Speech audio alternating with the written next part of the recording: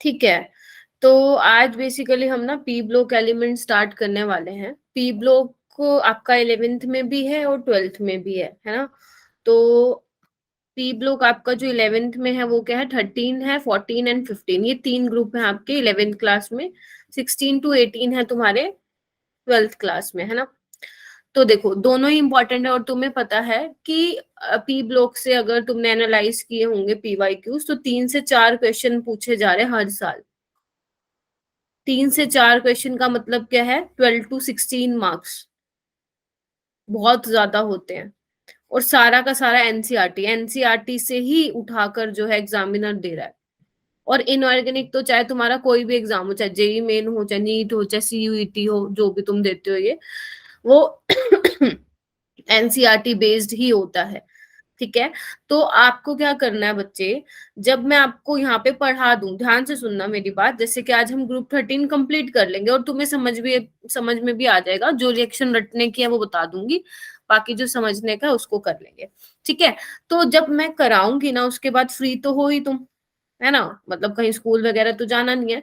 तो आप लोग ग्रुप 13 को एनसीईआरटी से पढ़ेंगे लाइन बाय लाइन, मतलब जल्दी जल्दी, क्योंकि मैं सारा एनसीईआरटी का ही कवर करवा दूंगी, तो तुम्हें ज्यादा मुश्किल नहीं आएगी कि ये वाली बात कैसे होगी, है ना। इसमें क्या होगा, मतलब ज्यादा सोचने की नीड नहीं होगी तुम्हें, बस फटाफट फटाफट रीड करें, लेकिन लाइन बाय लाइन रीड करना। उससे तुम्हें ये भी पता चलेगा कि इंपॉर्टेंट क्वेश्चंस कौन से बन रहे हैं, मैं भी बताऊंगी तुम्हें। ठीक है, ऐसे हम 14 के साथ करेंगे 15। तो ये वाला वीक, जो अपना ये वाला वीक चल रहा है, एंड नेक्स्ट वीक, ठीक है, तो मुझे कम से कम 6 क्लासेस चाहिए तुम्हारी पी ब्लॉक कंप्लीट कराने के लिए। अगर मैं क्रैश कोर्स टाइप बोल रही हूँ इसको, तो डिटेल में कराऊंगी तो पता नहीं कितनी क्लासेस चाहिए, 20-22 क्लास चाहिए। ठीक है, तो ठीक है, कोई बात नहीं है, हम स्टार्ट करते हैं अभी ग्रुप 13 से। ठीक है, बोरोन फैमिली, कौन कौन से मेंबर होते हैं, हैंड रेस करना। ग्रुप 13 में कौन कौन से एलिमेंट्स होते हैं ये बता दो बेटा। ओके, किसने हैंड रेस किया है? हाँ जी भावना, बताइए। Ma'am boron, aluminium, gallium, indium and thallium. ठीक है, याद कैसे करा हुआ है तुमने इसको, या ऐसे ही याद हो गया होगा अब तो, है ना, इतनी बार पढ़ चुके हो इसको, है ना। बैंगन आलू गाजर इन थैला, है ना, ऐसे ही करते हो। ठीक है, तो फटाफट इस पे टाइम वेस्ट नहीं करते हैं। ठीक है, इसकी प्रॉपर्टीज, करेक्टरिस्टिक्स, ये सब स्टडी करना स्टार्ट करते हैं। ठीक है, जैसा जैसा मैं करवा रही हूँ वैसा वैसा नोट डाउन करते जाओ, और मेरे पढ़ाने के बाद एक बार एनसीईआरटी से लाइन बाय लाइन इसको रीड कर लेना, गो थ्रू कर लेना, देन क्वेश्चन की प्रैक्टिस कर सकते हो। जो मैं आपको क्वेश्चंस दूंगी उसमें ग्रुप 13 और 14 दोनों के क्वेश्चंस होंगे। ठीक है, तो आप ग्रुप 13 के कर लेना, 14 के तब करना। 14 के तब करना जब मैं कराऊंगी। ठीक है, तो बच्चे आपको ग्रुप 13 को आप बोरोन फैमिली भी बोलते हैं, है ना। जनरली क्या होता है, जो हमारा फर्स्ट एलिमेंट होता है ना, उसी पे ही उसी का फैमिली का नेम होता है, जैसे कार्बन फैमिली होगी, है ना, ऐसा कार्बन फैमिली होगी। ठीक है, तो boron, aluminium, gallium, indium, thallium. ठीक है, तो सबसे पहले हम देखते हैं down the group boiling point का क्या होता है। बॉइलिंग पॉइंट, तो यहाँ पे लिखो डाउन द ग्रुप जो है, जो बॉइलिंग पॉइंट है बच्चे, वो डिक्रीज करता है हमारा। बॉइलिंग पॉइंट जो है हमारा डिक्रीज करता है। बैंगन बोल रही हूँ मैं, बोरोन से जब थैलियम में जाएंगे तो हमारा बॉइलिंग पॉइंट क्या होगा, यहाँ पे डिक्रीज होगा, लिखो इसको। उसके बाद अगर मैं बात करूं डेंसिटी की, डेंसिटी आपकी बच्चे इंक्रीज होती है। ठीक है, ये दोनों पॉइंट यहाँ पे लिख लो, मतलब पेपर में नहीं आते हैं, इतना खास इंपॉर्टेंट भी नहीं है, बट तुम्हें पता होना चाहिए कि बॉइलिंग पॉइंट जो है डिक्रीज होगा, एंड डेंसिटी जो होगी इंक्रीज होगी डाउन तक हो। ठीक है, अच्छा, उसके बाद अगर मैं बात करूं एटॉमिक रेडियस की, आपको पता है जब भी हम चाहे इनऑर्गेनिक का कोई भी चैप्टर पढ़े, जब आपको मैंने पीरियोडिक क्लासिफिकेशन कराया था, तो उसमें भी हमने क्या बात की थी, एटॉमिक रेडियस, आयनाइजेशन एनर्जी, तो बस वो सारी चीजें बार बार आएंगी। ठीक है, तो आपको इसलिए मुश्किल नहीं होगी पढ़ने में। ठीक है, तो अगर बच्चे मैं सबसे पहले बात करूं एटॉमिक रेडियस की, तो एटॉमिक रेडियस आप क्या बोलते हैं, एक बार मुझे बताना। एटॉमिक रेडियस बोल दो, एटॉमिक साइज बोल दो, कुछ मर्जी हो बोल सकते हो। तो एटॉमिक रेडियस में क्या बोल सकती हूँ कि डाउन द ग्रुप क्या होती है, इंक्रीज। इंक्रीज होती है, इंक्रीज होती है। तो ये बात तुम्हें पता है, रीजन क्या था? Because number of shell increase होते शेल हैं। इंक्रीज होते हैं। अब पेपर में आपको पता है ये तो पूछेंगे नहीं, है ना, ये तो पूछेंगे नहीं। क्वेश्चन कहाँ से उठाता है एग्जामिनर? एक्सेप्शन से। कहाँ से उठाता है? एक्सेप्शन से। और मैंने ये एक्सेप्शन तुम्हें कहाँ बताई थी बच्चा? पीरियोडिक क्लासिफिकेशन में भी बताई थी ना। तो मुझे जल्दी बताओ क्या एक्सेप्शन थी? होना तो चाहिए क्या? एक्सपेक्टेड ऑर्डर अगर मैं बोलूं तो क्या होना चाहिए? डाउन द ग्रुप इंक्रीज होना चाहिए, यानी कि ये होना चाहिए बैंगन आलू गाजर इन थैला। लेकिन होता क्या एक्चुअल में, बताना जरा। एक्चुअल ऑर्डर क्या होता है? BGA। Very good. फिर एल्यूमिनियम, फिर इंडियम एंड थैलियम। सिर्फ यस मैम। आलू और गाजर में क्या आता है? एक्सेप्शन आता है आपका। ठीक है, रीजन क्या था इसका? कोई मुझे बताएगा रीजन क्या है इसका? क्योंकि Poor बच्चे, shielding effect. हाँ बोलो बोलो बोलो बोलो, सही बोल रहे हो। हाँ जी बोलो। क्या हो गया, चुप क्यों हो गए? देखो, जब आप एल्यूमिनियम से गैलियम में जाते हो ना बच्चे, डी इलेक्ट्रॉन्स की फिलिंग होना स्टार्ट हो जाती है। और तुम्हें पता है जो डी इलेक्ट्रॉन्स होते हैं उनका शील्डिंग इफेक्ट क्या होता है? पुअर होता है। पुअर होता है। तो क्या होगा? न्यूक्लियस और जो आपके आउटर मोस्ट शेल इलेक्ट्रॉन्स होंगे उनमें इंटरेक्शन क्या होगी? ज्यादा होगी। और अगर अट्रैक्शन ज्यादा होगी तो साइज क्या हो जाएगा? देखो, अट्रैक्शन डिक्रीज। तो साइज छोटा हो जाएगा। ठीक है, तो यहाँ पे लिख सकते हो रीजन, ताकि जब रिवाइज करो याद रहे। Due to poor shielding effect of d electrons in gallium. ठीक है, समझ गए? इस वजह से जो गैलियम का साइज है वो छोटा हो जाता है एल्यूमिनियम से, बाकी सारा ऐसे ही रहता है। ठीक है, आगे चलो। उसके यस मैम। बाद आता है, ये है आपका फर्स्ट। सेकंड हम देखेंगे बच्चे इलेक्ट्रोनेगेटिविटी। इलेक्ट्रोनेगेटिविटी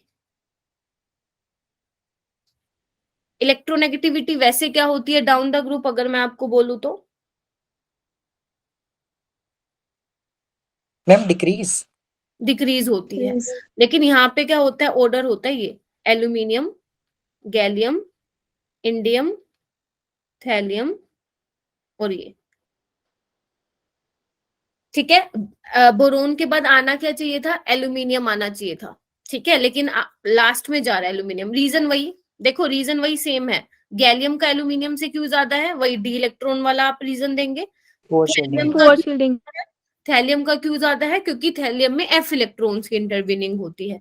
तो आप लिख सकते हो यहाँ पे ड्यू टू डी इलेक्ट्रॉन्स, और ये due to f. F electron. ठीक है, और यहाँ पे लिख देना पुअर शील्डिंग इफेक्ट। बस ऐसे छोटा छोटा लिखा करो इनऑर्गेनिक में। ठीक है, क्योंकि हमें, आपको पता है बोर्ड के एग्जाम्स तो देने नहीं है, आपको क्वेश्चन सोल्व करने हैं। तो बस अगर इतना लिख लोगे बस हो गया। ठीक है, ओके। तो ये था आपका इलेक्ट्रोनेगेटिविटी का ऑर्डर। ठीक है, उसके बाद है थर्ड बेटा। थर्ड इंपॉर्टेंट है, मेल्टिंग पॉइंट। थर्ड है तुम्हारा मेल्टिंग पॉइंट। बॉइलिंग पॉइंट मैंने आपको ऑलरेडी बता दिया कि बॉइलिंग पॉइंट जो होगा डाउन द ग्रुप क्या होगा? इंक्रीज होगा। इसका क्या ख्याल है? ध्यान से देखना एक बार। बैंगन आलू गाजर सबसे पीछे आता है, गैलियम का बहुत कम होता है। ठीक है, थैलियम इंडियम, ये रहता है आपका मेल्टिंग पॉइंट का ऑर्डर। ठीक है, अभी आपको ना सिर्फ इसमें दो ही याद रखने हैं। एक तो बोरोन का याद रखना, बोरोन का मेल्टिंग पॉइंट ज्यादा होता है, साइज छोटा होता है। ठीक है, जो इसकी पैकिंग होती है, क्रिस्टल लैटिस पैकिंग होती है, वो बहुत ज्यादा स्ट्रोंग होती है, स्ट्रोंग कोवेलेंट बॉन्ड बनाता है। साइज छोटा होने की वजह से, कहाँ देखा था हमने? फजांस रूल में देखा था, है ना। जिसका साइज छोटा होगा वो क्या करेगा? स्ट्रोंग कोवेलेंट बॉन्ड बनाएगा। अगर स्ट्रोंग कोवेलेंट बॉन्ड बनाएगा तो आपको ज्यादा टेम्परेचर देने पड़ेगा उसको मेल्ट करने के लिए। लेकिन गैलियम में क्या है? गैलियम का सबसे कम होता है, इवन इसका होता है, मैंने लिखा भी हुआ था यहाँ पे, 31 डिग्री सेल्सियस होता है इसका। ठीक है, और समर में तो ये लिक्विड की फॉर्म में एग्जिस्ट करता है। तो आपको ध्यान रखना है सबसे ज्यादा किसका होता है और सबसे कम किसका होता है। अगर ये बीच में भूल भी जाओ तो चलेगा। ठीक है, तो मैं यहाँ पे बोरोन का रीजन लिख देती हूँ, due to small size boron form strong covalent bond. ठीक है जी, बोलो। हाँ मैम। ठीक है, अच्छा, अब मेरी बात ध्यान से सुनना। देखो, इनऑर्गेनिक में तुम्हें भी पता है मोस्टली चीजें रट्टे मारने की है, सिर्फ कोऑर्डिनेशन कंपाउंड्स को छोड़ के और केमिकल बॉन्डिंग को छोड़ के। पी ब्लॉक में तो बतेरा रट्टा मरवाऊंगी मैं तुम्हें, है ना, रिएक्शंस का। लेकिन ये भी एक बात है, ये भी एक फैक्ट है कि सबसे ज्यादा जो आप स्कोर कर पाओगे बेटा वो इनऑर्गेनिक में ही कर पाओगे। ठीक है, इनऑर्गेनिक अगर आपने पढ़ रखी है ना एनसीईआरटी, और एनसीईआरटी के क्वेश्चंस कर रखे हैं इन टेक्स्ट वाले, बैक एक्सरसाइज वाले, आप जब एग्जाम में अपीयर होंगे ना नीट के, आपको खुद लगेगा, देखते ही आप आंसर टिक मार्क करोगे। ठीक है, तो ये खासियत है इनऑर्गेनिक की, जो है ज्यादा फालतू नहीं पूछते हैं, जो है जैसा है वही एग्जाम में आता है। ठीक है, इधर उधर की बातें नहीं करता एग्जामिनर। तो ये बहुत, मतलब मैं आपको सारा करा दूंगी इनऑर्गेनिक, लेकिन आपको छोड़ के नहीं जाने इनऑर्गेनिक। ठीक है, इनऑर्गेनिक का तो एक भी चैप्टर लीव नहीं करके जाओगे, क्योंकि आपका जितना भी स्कोर है ना केमिस्ट्री में वो इनऑर्गेनिक ही बनाएगा, ये याद रखना मेरी बात। फिजिकल में या तो आप कैलकुलेशन में मिस्टेक कर देते हो, फॉर्मूला याद नहीं रहता, ऑर्गेनिक से तो पता नहीं क्या ही फोबिया है ना। तो इनऑर्गेनिक जो है आपका स्कोर अच्छा करा सकती है। ठीक है, तो बहुत ध्यान देना है, करके तीनों ही जाना है, कहीं पता चले मैम कह रही है इनऑर्गेनिक करनी है और बाकी को छोड़ दो। ठीक है, हाँ जी बोलो,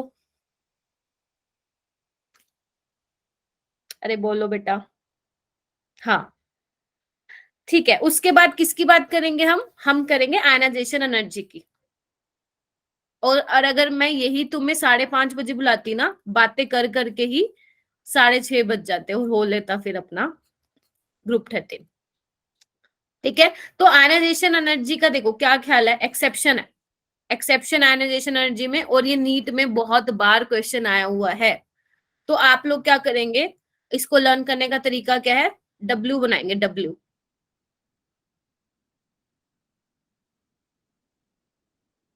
बना लिया डब्ल्यू? एक बार इसको यस ध्यान से मैम। देखो कैसा डब्ल्यू बनाया मैंने। ये डब्ल्यू किस में आता था, कोई मूवी याद आ रही है डब्ल्यू को देख के तुम लोगों को? गोलमाल था या टोटल धमाल, कुछ ऐसा ही। एक सेकेंड, समझ धमाल। गए स्तुति, कौन बताएगा? स्तुति तुम मत बोलना, तुम्हें धमाल। याद आ जाएगा। धमाल, धमाल। ठीक बस है, ऐसा तो ही वो कुछ, मुझे मूवी का नाम याद नहीं रहता, बस पता है कि कहाँ पे आया था। ठीक है, तो यहाँ पे क्या आएगा बच्चे, बैंगन, यहाँ पे आएगा आलू, यहाँ पे आएगा गाजर, यहाँ पे आएगा इन, और यहाँ पे आएगा थैला। ठीक है, तो ये रहता है आयनाइजेशन एनर्जी का ऑर्डर। ठीक है, तो आप एक काम करें, इसको ध्यान से देख लेना डब्ल्यू कैसे बनाया है। ठीक है, तो अगर मैं इसका ऑर्डर लिख के बताऊं बच्चे, सबसे ज्यादा बैंगन का, फिर थैलियम का, और फिर गैलियम का, फिर फिर बताना एल्यूमिनियम का, और फिर इंडियम का। यही ऑर्डर है।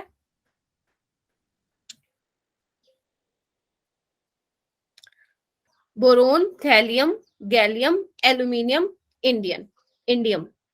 ठीक है, अभी इसको थोड़ा सा देख ले, क्या वैसे तो आप लोग कर दोगे, क्वेश्चन आएगा तो, और आया भी हुआ है, गया हुआ तुम्हारा नीट 2018 में।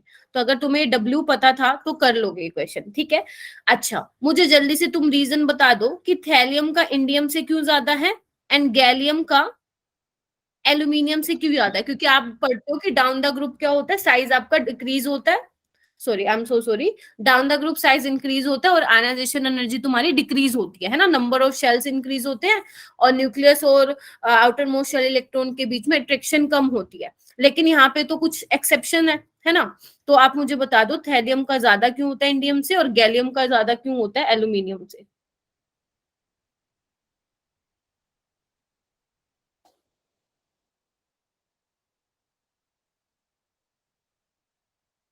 जल्दी बताओ। अन्नू कौन है इसमें से, अन्नू? अन्नू कोई है क्या? कोई मतलब वो आती है क्लास में अन्नू? अन्नू पता होगा ना अपने बैचमेट का तो भाई, किसी को।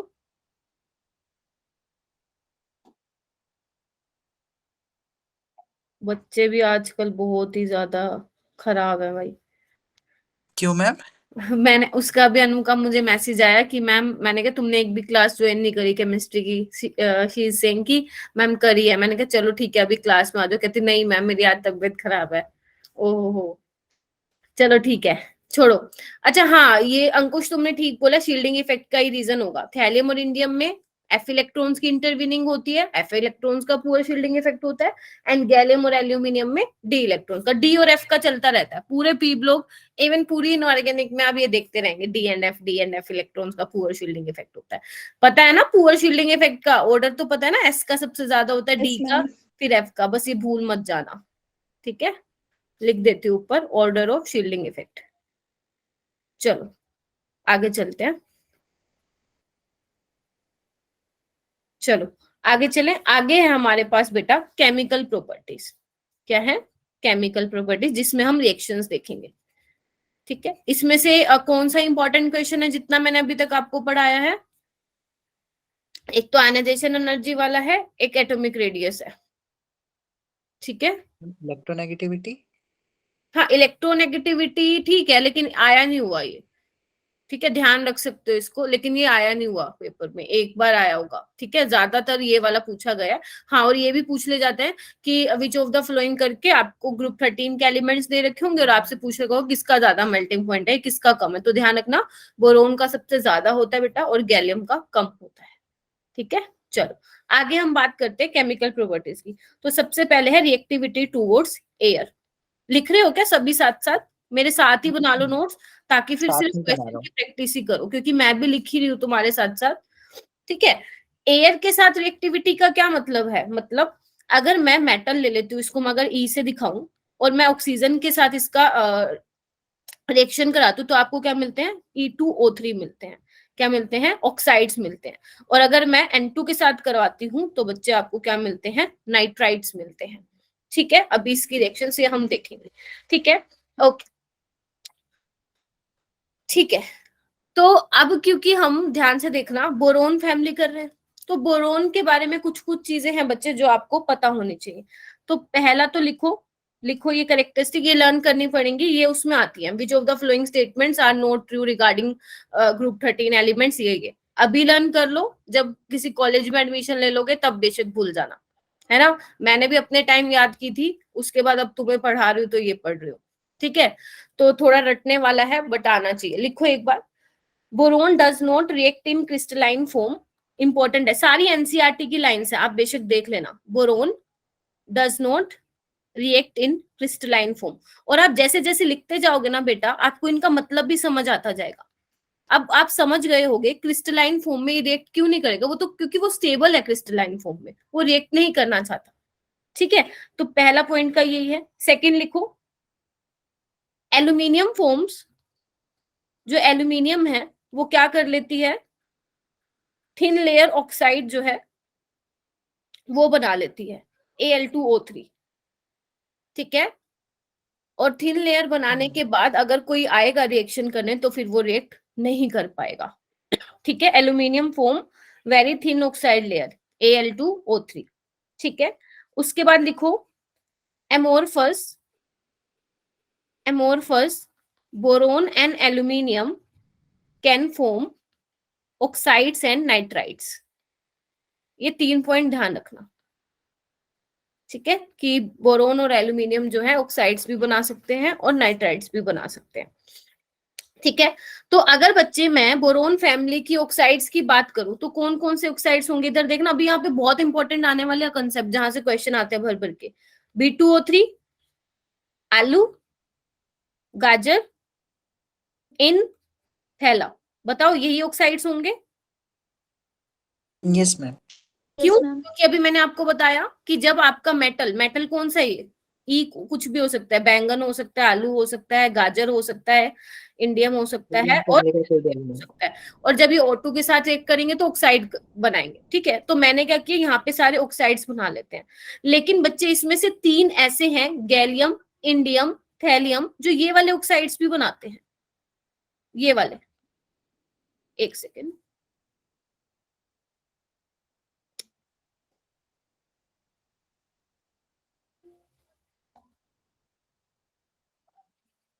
और ये समझ रहे हो? अभी यहाँ पे इंपॉर्टेंट एक समझेंगे कंसेप्ट इनर्ट पेयर इफेक्ट का। बेटा आई एम सेइंग अंकुश कि ये जो सारे ऑक्साइड्स हैं, boron, aluminium, gallium, indium, thallium, वो ये वाले तो ऑक्साइड्स बनाते हैं, लेकिन इनमें से 3 ऐसे हैं, गैलियम के, इंडियम के, थैलियम के, जो ये वाले भी ऑक्साइड्स बनाते हैं। इसको ठीक करो, ओके इसका मैम। फॉर्मूला मैंने गलत लिख दिया। 2O2, ठीक है। बोरोन और एल्यूमिनियम नहीं बनाते हैं। अभी आप लोग ना ध्यान से देखेंगे, अगर मैं आपको बताऊं, क्या यहाँ पे बोरोन की +3 ऑक्सीडेशन स्टेट है, एल्यूमिनियम की, गैलियम की, इंडियम की और Pl हेलियम। की।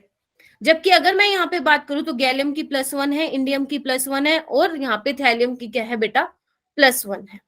ठीक है, यानी कि अगर मैं बात करूं, इधर देखना, बोरोन की आपको पता है हाइब्रिडाइजेशन क्या होती है, 1s2 2s2 2p1, यही होती है ना। Yes ma'am. तो अगर मैं ऑक्सीडेशन स्टेट की बात करूं तो ऑक्सीडेशन स्टेट में कौन से वाले इलेक्ट्रॉन्स इन्वॉल्व होंगे, वैलेंस वाले, तभी ये +3 दिखा रहा है।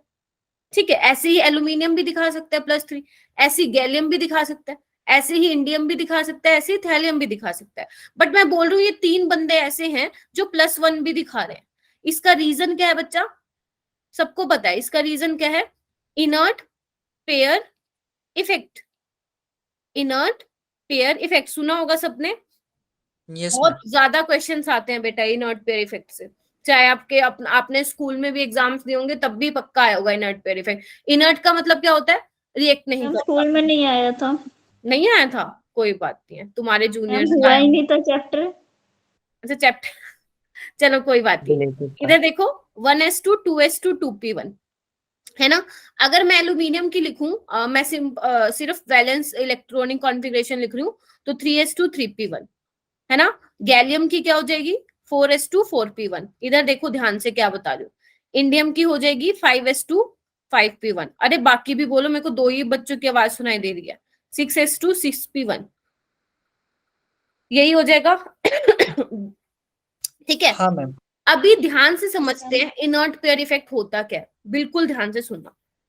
देखो +3 ऑक्सीडेशन स्टेट इनकी किस वजह से आ रही है, जब S और P के इलेक्ट्रॉन्स दोनों ही बॉन्ड फॉर्मेशन में पार्टिसिपेट करेंगे।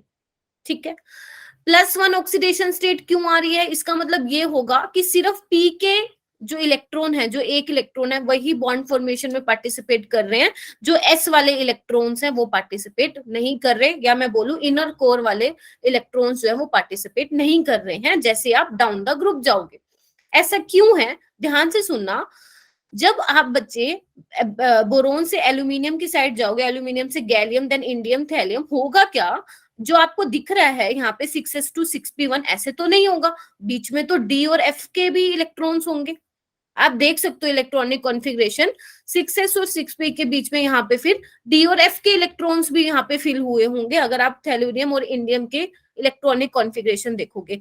एंड तुम्हें अच्छे से पता है बेटा कि डी और एफ इलेक्ट्रॉन्स का शील्डिंग इफेक्ट क्या होता है, पुअर होता है।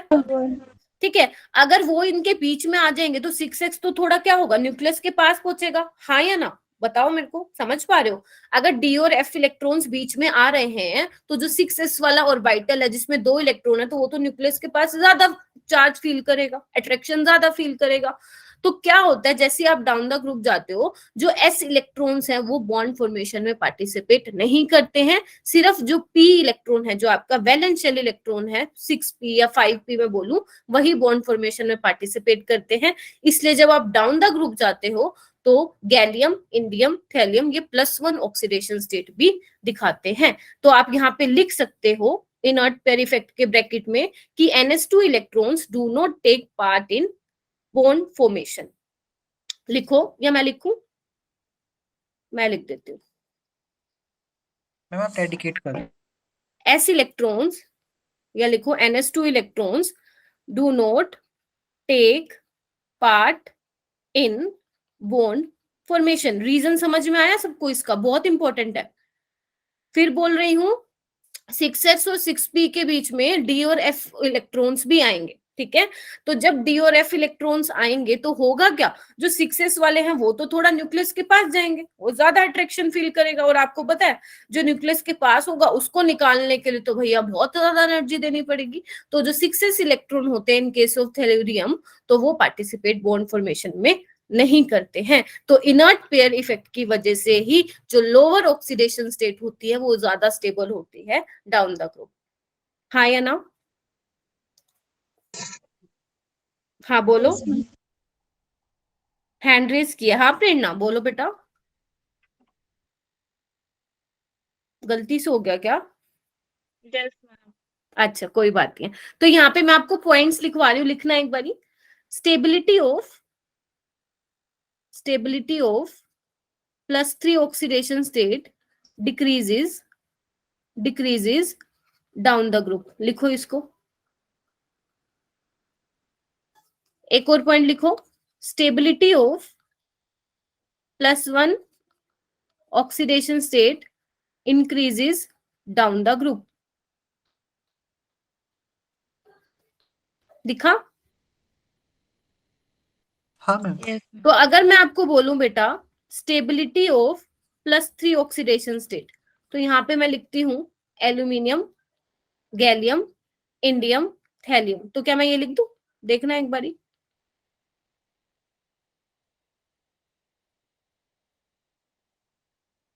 बोलो। यही होगा ना, बैंगन आलू गाजर इन थैला। बताओ क्या वो आवाज गई क्या मेरी? Yes, ma'am. यही हुआ। है ना? और अगर मैं बोलूं स्टेबिलिटी ऑफ +1 ऑक्सीडेशन स्टेट, तो मैं क्या लिखूंगी? एल्यूमिनियम, गैलियम, इंडियम, थैलियम, लेकिन +1 ऑक्सीडेशन स्टेट। ठीक है? तो down the group +1 oxidation state increase होती है और +3 वाली डिक्रीज होती है। लेकिन अगर मैं आपसे पूछूं, ध्यान से देखना, अगर मैं आपसे पूछूं गैलियम +3 है और गैलियम +1 है, ऐसे ही इंडियम +3 है, इंडियम +1 है, ऐसे ही थैलियम +3 है, थैलियम +1 है। तो आपको अगर ऐसा दे दिया जाए और ऐसा ही पूछेंगे, ये तो सब ये तो सबको पता है, बट अगर सेम एलिमेंट का ही पूछ लिया कि वो +3 में ज्यादा स्टेबल है या +1 में, तो आप कैसे बताएंगे? तो ध्यान रखना, गैलियम वाला +3 में ही होता है और इंडियम वाला भी +3 में ही होता है, लेकिन जो आपका टेलेरियम होता है वो +1 ऑक्सीडेशन स्टेट में स्टेबल होता है। ड्यू टू, बोलो, due to inert effect. Effect. Inert pair effect क्या हो गया? NH2 electrons do not take part in bond formation. आपकी बुक्स में क्या लिखा होता है? Reluctance of S electrons to take या to participate in bond formation. Reluctance word use किया जाता है, तो इसका मतलब भी यही है कि जो जैसे ही डाउन द ग्रुप जाओगे, due to intervening of D और F electrons, NH2 electrons does not participate in bond formation. ठीक है? और यही है हमारा इनर्ट पेयर इफेक्ट। ठीक है? इतना क्लियर हुआ सबको? Yes ma'am, clear. चलो उसके बाद हम देखेंगे बच्चे nature of oxides. Nature of oxides, तो एक बार ऑक्साइड्स में फिर लिख लेती हूँ। B2O3, Al2O3, बैंगन आलू गाजर, मेरे को तो ऐसे ही याद रहता है, ये यही थे। ओके। Yes ma'am. तो अगर मैं तुमसे पूछूं कि कौन एसिडिक ऑक्साइड होगा, किसका ऑक्साइड एम्फोटेरिक होगा और किसका ऑक्साइड बेसिक होगा, तो जब मैं आपको पीरियोडिक क्लासिफिकेशन कराई थी, सबसे लास्ट में मैंने आपको एक ट्रिक बताई थी, जनाबे आली ने गाया बेकार गाना, ऐसा कुछ बताया था, याद है? तो उसमें अगर आपको पता होगा एल्यूमिनियम और गैलियम क्या थे? एम्फोटेरिक थे, याद आ रहा है? हाँ मैम। और डाउन द ग्रुप जो है, अरे बोलो, डाउन द ग्रुप क्या होता है? बेसिसिटी बढ़ती है, बेसिक कैरेक्टर बढ़ता है, तो ये वाले बेसिक ऑक्साइड्स होंगे, ये आपका एसिडिक नेचर का होगा, तो ये ध्यान रखना है। ये तो बहुत पूछा जाता है, एम्फोटेरिक का तो पता नहीं क्या ही फेवरेट क्वेश्चन रहता है, पूछ ही लेते हैं हर साल। मतलब अभी तो वैसे हम पी ब्लॉक कर रहे हैं, मतलब ग्रुप 13 कर रहे हैं, जब हम आगे मैं आपको 14-15 कराऊंगी वहां पे और आएंगे, तो आपको एम्फोटेरिक वाला तो हमेशा ध्यान रखना है। जो मैंने आपको ट्रिक बताई थी लास्ट क्लास में, वो आप ध्यान रखना, मतलब जब पीरियोडिक क्लासिफिकेशन में करवाई थी, जितने भी एम्फोटेरिक हैं वो सारे मैंने लिखवा दिए थे। ठीक है? उसके बाद है, नेक्स्ट है, अभी मैंने क्या करवाया? एक करवाई है ना reaction, okay, reactivity towards air, और उसमें ही मैंने ये सारी चीजें करवा दी आपको। अभी आपको यस क्या मैम। लिखना है? लिखो reaction with acid and alkalis. अभी ध्यान से देखना, इसमें सिर्फ ना एल्यूमिनियम की रिएक्शन इंपॉर्टेंट है। क्यों? क्योंकि बोरोन अभी मैंने बोला स्ट्रॉन्ग कोवेलेंट बॉन्ड बनाता है, साइज छोटा है, क्रिस्टलाइन फॉर्म में स्टेबल है, रिएक्ट नहीं करेगा। लेकिन एल्यूमिनियम क्या है हमारा? एम्फोटेरिक है, तो वो एसिड के साथ भी रिएक्ट करेगा और बोलो किसके साथ रिएक्ट करेगा? बेस के साथ भी रिएक्ट करेगा। शुक्र है, बोले तो सही। तो यहाँ पे एल्यूमिनियम की रिएक्शन लिखो। जब वो HCl के साथ रिएक्ट करेगा तो बच्चे क्या मिलेगा आपको? AlCl3 और H2। आपको पता है ना रिएक्टिव है मेटल, है ना, तो H2 गैस लिबरेट करेगा। और अगर एक्वस NaOH के साथ ट्रीट करता है तो यहाँ पे लिखो, ये बहुत इंपॉर्टेंट, और यहाँ पे लिख लो इंपॉर्टेंट है, ये पता नहीं 3-4 बार आई हुई है नीट में। एक्वस NaOH के साथ NaLO2 मिलता है और H2 गैस लिबरेट होती है। फिर फर्दर आप NaOH के साथ करवाते हैं तो आपको मिलता है NaAlOH4 और इसके होते हैं व्हाइट प्रेसिपिटेट। यही वाला क्वेश्चन आया हुआ है कि जब आप एल्यूमिनियम को एक्वस NaOH के साथ करते हैं तो क्या मिलता है, और अगर मान लो आप ज्यादा एक्सेस ऑफ NaOH, अलग अलग आई हुई है रिएक्शन, एक्वस NaOH के साथ क्या मिलता है, जब आप NaOH बहुत ज्यादा एक्सेस में डाल दोगे तो क्या मिलेगा। तो इसका नाम आपको पता होना चाहिए बच्चे, लिखो इसका नाम sodium Meta aluminate, sodium Meta aluminate. और इसका नाम क्या है? Sodium tetra hydroxo aluminate. इसकी ऑक्सीडेशन स्टेट बताना एक बार मेरे को एल्यूमिनियम की। कहाँ सीखा था हमने इसका नेमिंग करना? कोऑर्डिनेशन में। तो एक बार मुझे इसकी वो बताना ऑक्सीडेशन स्टेट एल्यूमिनियम की, एल्यूमिनियम की ऑक्सीडेशन स्टेट, फिर उसको ब्रैकेट में लिख देना, जल्दी बोलो।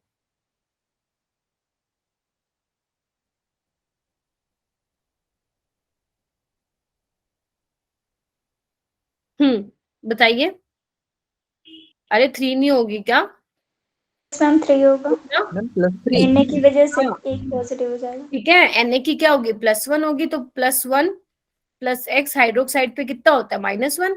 तो देख लो फिर क्या बनेगा, 3 होगी। ठीक है, तो सोडियम टेट्रा हाइड्रोक्सो एल्यूमिनेट, और इसका जो प्रेसिपिटेट का कलर होता है बच्चा, वो व्हाइट प्रेसिपिटेट होता है। तो अगर ये रिएक्शन आएगी कराओगे, इंपॉर्टेंट लिख लो इस पे, ताकि जब करो तो याद रहे, और क्वेश्चन भी मिल जाएंगे आपको। अगर याद नहीं करोगे तो क्वेश्चन याद करवा देगा। आगे चलूं? बच्चे, आज भी दिल्ली में नेटवर्क इशू है, ऐसा है क्या? कल भी बहुत था। हम नो डेली मैम। हो जाता है। अच्छा, अंकुश का तो नहीं है, लेकिन वैसे हो रहा है। वाईफाई लगवा रखा हो वो अलग चीज यस है मैम हो रहा है। ना? नो मैम, अब- वो यूज। अच्छा अच्छा। मैम कर लो, कहा के जा रहा था।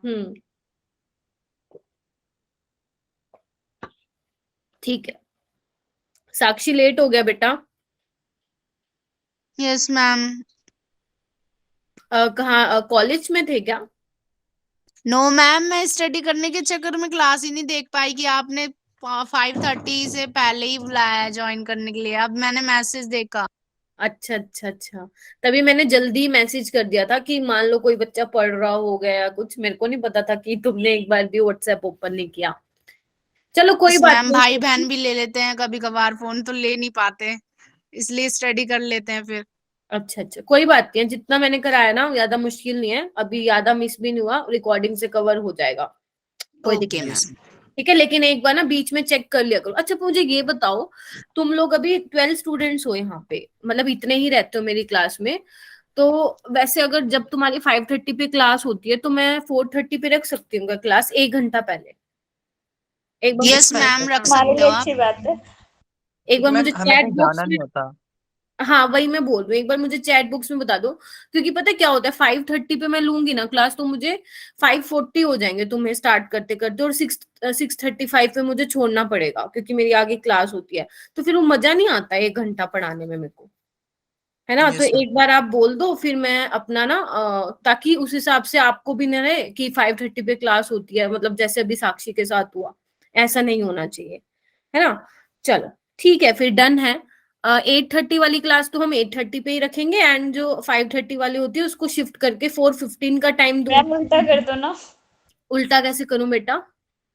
मैम 5:30 वाला 5:30 पे ही रहने दो, 8:30 वाला को 4:30 कर दो। Yes ma'am. मुझे ना वो कर नहीं सकती हूँ मैं थोड़ा ना, क्योंकि तुम्हारे भी बैचेस हैं, तुम्हारी भी एक्स्ट्रा क्लास लगानी पड़ेंगी, है ना, तो Yes, ma'am. इस वजह हमारी तो से। वैसे ही डबल क्लास हो रही है, एक्स्ट्रा क्लास के बाद पता नहीं क्या होगा। चलो ठीक है, अभी इस पे आते हैं। अभी तक हमने क्या कर लिया, reactivity towards air, reaction with acid and alkalis. तो एल्यूमिनियम की रिएक्शन इंपॉर्टेंट है, और जो मैंने अभी लिखवाई है वो बहुत इंपॉर्टेंट है कि जब आपका एल्यूमिनियम एक्वस NaOH के साथ करेगा तो आपको सोडियम मेटा एल्यूमिनेट मिलेगा। याद रखना, सोडियम मेटा एल्यूमिनेट। आपको पता है ना, नीट पे सिंपल क्वेश्चन आते हैं, तो सिंपल क्वेश्चन के चक्कर में गलत मत करवा के आ जाना चीजें। सोडियम मेटा एल्यूमिनेट, ठीक है। और अगर आप एक्सेस में NaOH ले लोगे बच्चा, तो आपको क्या मिलेगा, ये ठीक कर लेना spelling, sodium tetra hydroxo aluminate 3, ठीक है। व्हाइट प्रेसिपिटेट मिलते हैं, इसका ध्यान रखिएगा। उसके बाद आओ रिएक्शन विद हेलोजन। तो अगर मान लो मैं मेटल की रिएक्शन कराती हूँ हेलोजन के साथ, तो आपको क्या मिलते हैं, ट्राई हेलाइड्स मिलते हैं, एक्सेप्ट, बताओ एक्सेप्ट,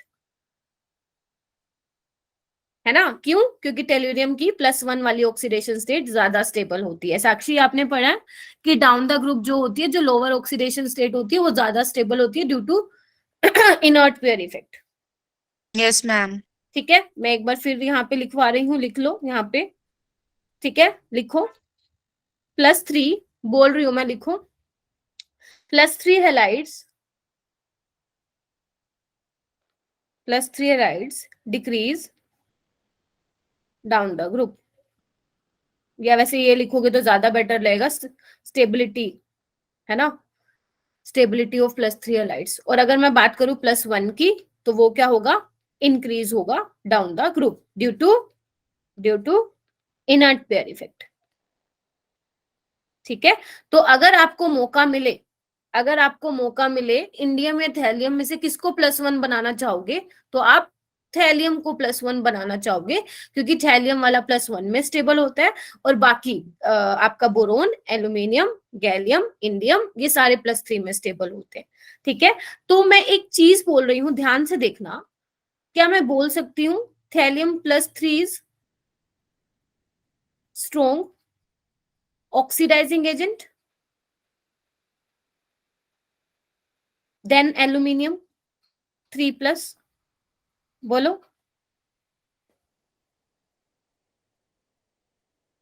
ऑक्सीडाइजिंग एजेंट क्या होता है बच्चा, बताना एक बारी।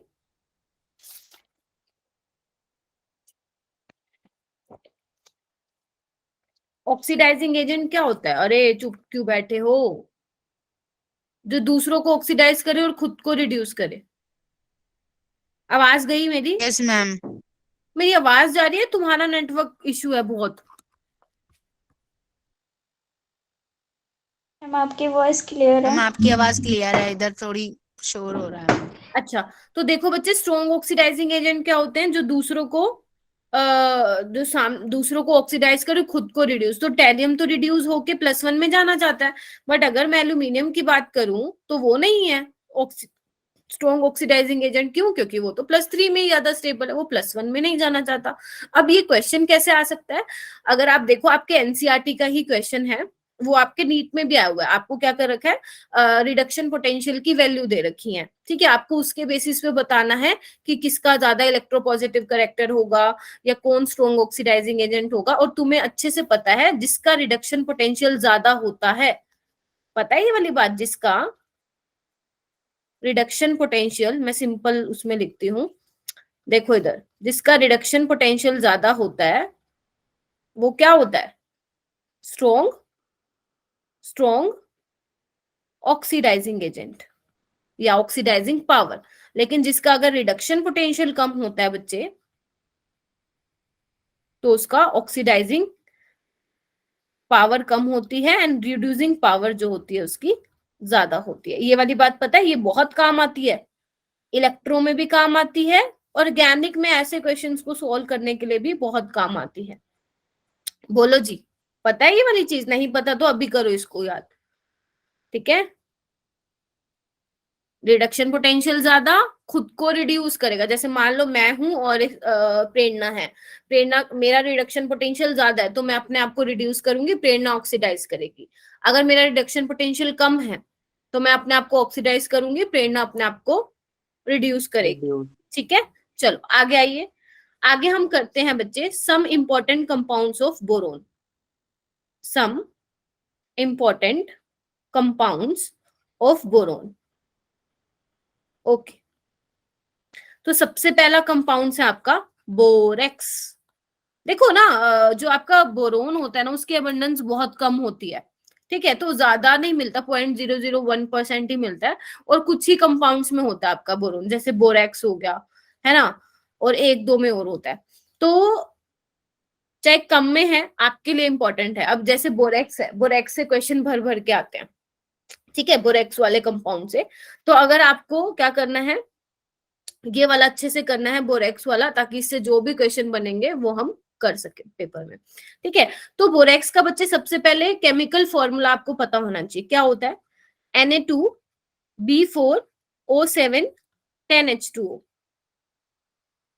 अभी लर्न करो, क्लास में लर्न करके जाना है, घर पे तो प्रैक्टिस करनी है। अगर आपसे पूछ ले ज्वेलर बोरेक्स का फॉर्मूला, एक होता है ज्वेलर बोरेक्स, उसका फॉर्मूला होता है Na2B4O7 5H2O, ठीक है। एक होता है बोरेक्स ग्लास, बोरेक्स ग्लास, इसका होता है एनहाइड्रस फॉर्म होता है, बेसिकली ये होता है, इसको बोलते हैं हम बेटा सोडियम टेट्रा बोरेट। लिखो इसको, फिर आगे चलती हूँ, लिखो इसको, फिर हम चलेंगे मेथड्स ऑफ प्रिपरेशन पे। एक ही मेथड्स ऑफ प्रिपरेशन है आपकी बुक में, एनसीईआरटी में, और आपको वो एक ही करनी है, उसी से ही क्वेश्चन आते हैं, ठीक है। तो बोरेक्स बच्चे हम कहाँ से बना सकते हैं, फ्रॉम कोलेमाइट। स्पेलिंग देख लेना भाई, स्पेलिंग गलत हो सकती है। क्या लेते हैं, रिएक्शन लिखो। देखो अभी तो मुझे मतलब थोड़ा ऑब्वियस ही बात है, रट्टे मारने वाली चीजें इतनी आसानी से नहीं होती हैं, लेकिन ये आपको करनी पड़ेगी, है ना। ये वाली रिएक्शन इंपॉर्टेंट है, मैं यहाँ पे लिखती हूँ, देखना एक बार। Ca2 कैल्शियम का है, साथ में सोडियम कार्बोनेट लिया है आपने, यहां से मिला बच्चे Na2B4O7 सोडियम टेट्राबोरेट, साथ में NaBO2 सोडियम मेटाबोरेट, प्लस में कैल्शियम कार्बोनेट, ठीक है। लेकिन जब आप इसकी रिएक्शन दोबारा, इसकी रिएक्शन अगर आप सोडियम मेटाबोरेट में जब आप कार्बन डाइऑक्साइड पास कराते हैं, तो आपको क्या मिलता है बच्चे, Na2B4O7 10H2O और Na2CO3 बाहर निकल जाता है। तो एक काफी अच्छा मेथड रहता है बच्चे बोरेक्स को प्रिपेयर करने के लिए, क्योंकि जो आपने जितना आपने सोडियम कार्बोनेट यूज किया है उतना ही आपको फिर वापस भी मिल जाता है, जिसको आप फर्दर यूज कर सकते हो। तो कोलामाइड से ध्यान रखना इंपॉर्टेंट है, ये वाला मेथड आपको ध्यान रखना है, ठीक है। सोडियम कार्बोनेट के साथ रिएक्शन कराइए, ये कैल्शियम का ऑक्साइड लिया है, फिर आपको क्या मिला, पहले सोडियम टेट्राबोरेट मिला, सोडियम मेटाबोरेट, इसका नाम है बेटा सोडियम मेटाबोरेट, लिख लो सोडियम मेटाबोरेट। हाँ, नोट्स बच्चे मैं जैसे ही क्लास लिया नोट सेंड कर दूंगी, ठीक है। CO2 अभी सुन लो, सुन भी सकते हो तुम, बट बना रहे हो तो वो ज्यादा बेटर रहेगा, क्योंकि फिर क्या होता है ना, आप लिखने में ज्यादा टाइम वेस्ट कर देते हो, है ना। तो जितना लिखने में लगाते हो ना, वो सारा क्वेश्चन प्रैक्टिस में लगा दिया करो, ठीक है। चलो, और CO2 जब पास कराओगे सोडियम मेटाबोरेट से, तो बच्चे आपको क्या मिलेगा, ये मिलेगा बोरेक्स, ठीक है, और सोडियम कार्बोनेट क्या होगा, बाहर निकल जाएगा, ठीक है। ओके, उसके बाद है प्रॉपर्टीज, उसके बाद है बच्चे प्रॉपर्टीज। पहले तो लिखो बोरेक्स सॉल्यूशन जो होता है आपका, बोरेक्स सॉल्यूशन, ये भी इंपॉर्टेंट है, एल्कलाइन होता है नेचर में। एल्कलाइन का मतलब पता है तुम लोगों को, यस मैम। क्या होता है मैम जिसमें पॉइजनस मतलब बेसिक, हाँ, ये बोल सकते हो। देखो जैसे अगर मैं ले लूं यहाँ पे Na2BO4O7, और अगर मैं वाटर के साथ इसकी रिएक्शन कराती हूँ, तो आपको मिलता है, एक तो NaOH मिलता है और H3BO3 मिलता है। तो अगर मैं इसकी बात करूँ, तो ये क्या है आपके पास, आपको पता है NaOH क्या होता है, स्ट्रॉन्ग बेस होता है, एंड H3BO3 के बारे में अभी आपको बताऊंगी, वीक एसिड होता है। क्या होता है बेटा, वीक एसिड होता है। तो बेसिकली जो आपका बोरेक्स है, स्ट्रॉन्ग एसिड, स्ट्रॉन्ग बेस और वीक एसिड का मिक्सचर है, और आपको पता है इसको क्या बोलते हैं, बफर, बफर सॉल्यूशन बोलते हैं, हाँ या ना। Yes ma'am. Alkaline in nature में क्यों है, क्योंकि ये देखो ये मिल रहा है आपको, ठीक है। उसके बाद है हीटिंग इफेक्ट, नेक्स्ट लिखो बेटा, हीटिंग इफेक्ट, यहीं से ही क्वेश्चन बनते हैं, यहीं से ही बनते हैं। बस क्वेश्चन कर लोगे ना, जितने मैं आपको दूंगी हो जाएगा, काम हो जाएगा आप लोगों का। 3 से 4 क्वेश्चन आते हैं पी ब्लॉक के चैप्टर से, ठीक है। चलो आगे लिखो। हीटिंग इफेक्ट का क्या है, सिंपल है कि मैम जब आप बोरेक्स को हीट करवाओगे तो हीटिंग से तो क्या होता है, पानी उड़ जाता है, पता है ना ये सबको। Yes ma'am. हीटिंग से पानी उड़ जाता है। लेकिन अगर मान लो आप फर्दर इसको हीट करोगे तो आपको क्या मिलेगा, NaBO2 मिलेगा और B2O3 मिलेगा। बहुत इंपॉर्टेंट है ये। इसका नेम क्या है, फिर से आ गया, सोडियम मेटाबोरेट। लिखिए सोडियम मेटाबोरेट, और ये क्या है बेटा, बोरिक ऑक्साइड, बोरिक ऑक्साइड, ठीक है। और इसी के ही मिक्सचर को हम क्या बोलते हैं बेटा, इधर देखना, इसी के मिक्सचर को क्या बोलते हैं हम, ग्लासी बीट। सुना है सबने ग्लासी बीट टेस्ट, जो आपके अलग हाँ अलग मैम, ये हैं, फर्स्ट टाइम। बोरोन हो गया, एल्यूमिनियम हो गया, मतलब अलग अलग जो आपके ट्रांजिशन मेटल्स है, ठीक है, उनका आपको कलर पता लग सकता है कि क्रोमियम कौन से कलर का आएगा। अगर आप इसकी रिएक्शन कराते हो उनके साथ, क्रोमियम हो गया, आयरन हो गया, है ना, कोबाल्ट हो गया, कॉपर हो गया, ठीक है, उनके जब इनके साथ रिएक्ट कराओगे ग्लासी बीट के साथ, ठीक है, तो क्या होगा, उनके बोरेट्स मिलेंगे। फिर उनके बोरेट्स के क्या आते हैं, अलग अलग कलर आते हैं। वो मैं जब लास्ट में ये खत्म हो जाएगा पूरा तब मैं आपको कराऊंगी, ठीक है। तो ये क्या है, ग्लासी बीट, बीट बोल सकते हो इसको। ओके, तो मैम यहाँ पे इंपॉर्टेंट क्या है, तो बच्चे इंपॉर्टेंट है इसका स्ट्रक्चर। इसका स्ट्रक्चर बनाएंगे, इसके क्वेश्चंस देखेंगे क्या आता है। Na2B4O7 10H2O, ठीक है। तो ये तो अभी तक आपको रट गया होगा। लेकिन अगर मान लो आपके पास ऐसा ही लिखा हुआ है, तो आपको क्या देख के समझ में आ रहा है इसका क्या स्ट्रक्चर बनेगा, नहीं आ रहा होगा। तो आप इसको क्या करो, थोड़ा अलग तरीके से लिखो, B4O5OH4, और यहाँ पे लिखो 2 नेगेटिव 8H2O। एक बार देखना क्या यही है, ऊपर वाला ही है, एक बार चेक करना बेटा। 7 ऑक्सीजन होने चाहिए, है क्या, यहाँ पे देखो 7 और 10, 17 ऑक्सीजन होने चाहिए, है ना। देखो ना क्या हुआ, चुप क्यों हो गए तुम लोग, बोलते क्यों नहीं हो, मेरे को तो समझ ही नहीं आता। फ्रेंड्स के साथ भी नहीं बोलते हो क्या, या क्लास में भी नहीं बोलते हो।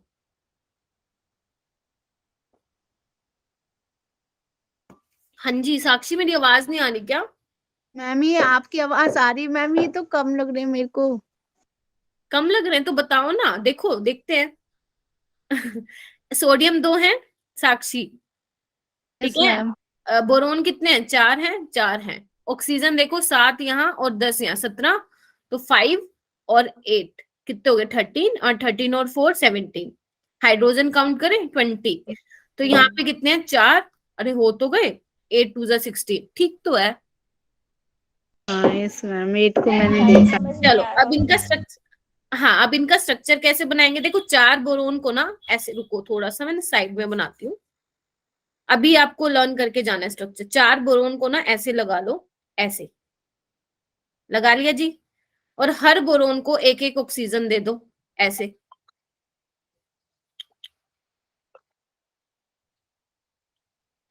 एक मिनट रुकना, हेलो, क्लास ले रही हूँ, ठीक है। मम्मी का, हाँ जी,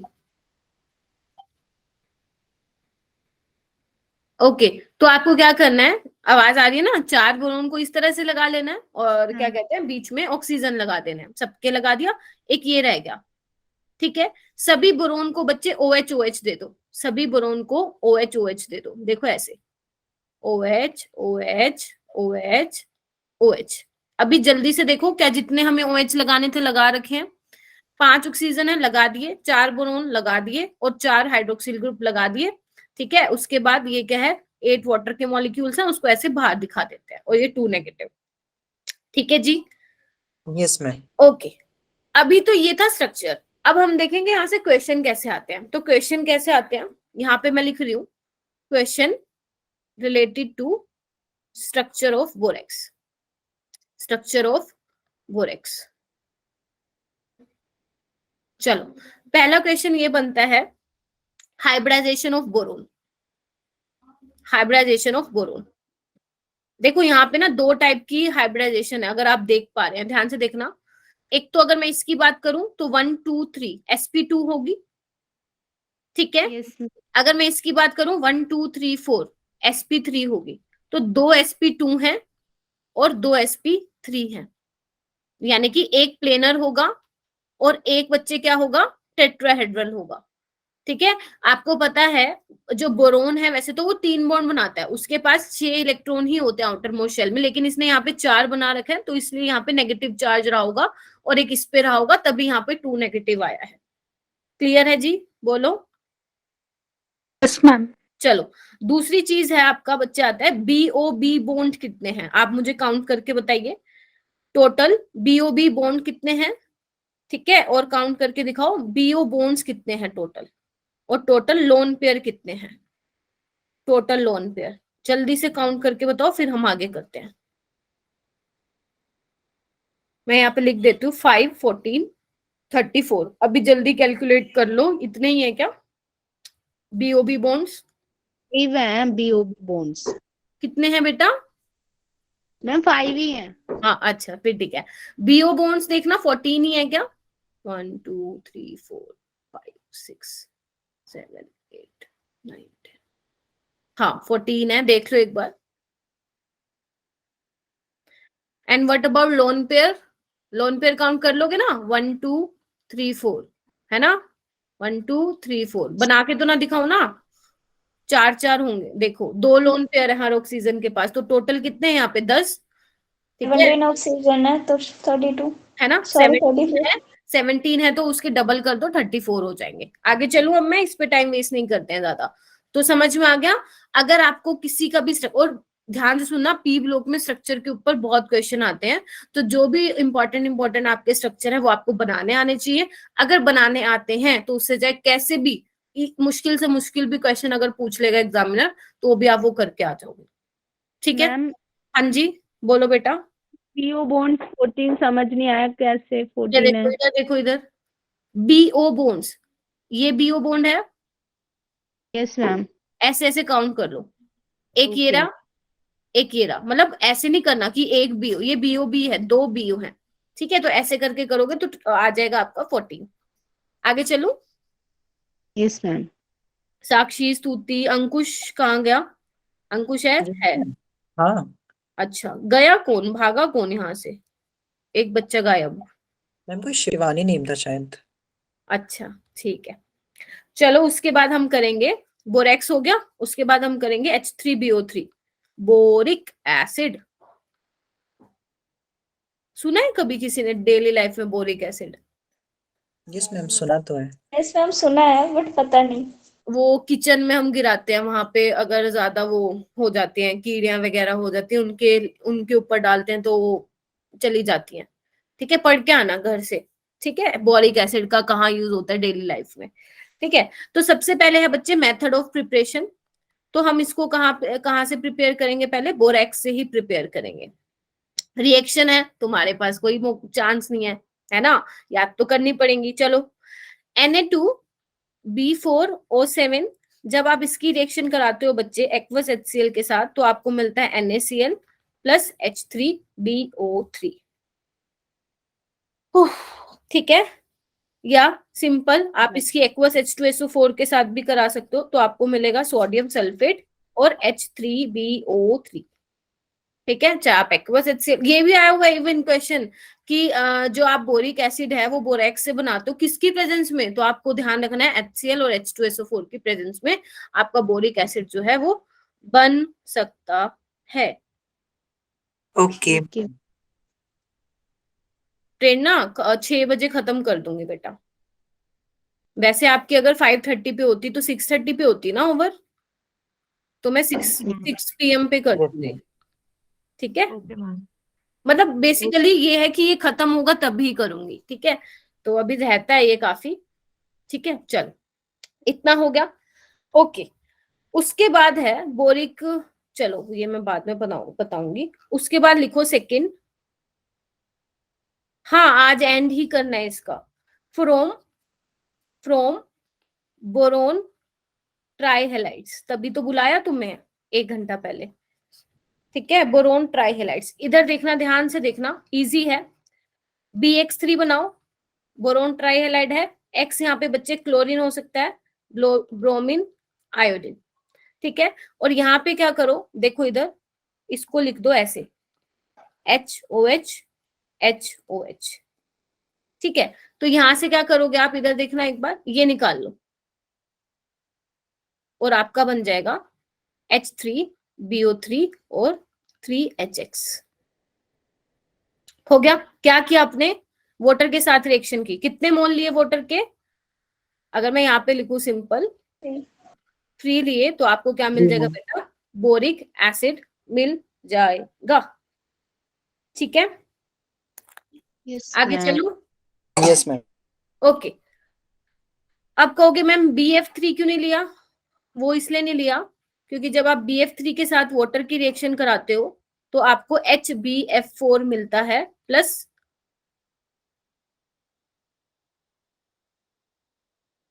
ये मिलता है। ठीक है, वहां पे ऐसी नहीं होती रिएक्शन जैसे आप इसमें निकाल रहे हो ना वाटर को, वो ऐसे नहीं होता। एक्चुअल में ये क्या होता है, मैं आपको थोड़ा सा बता देती हूँ।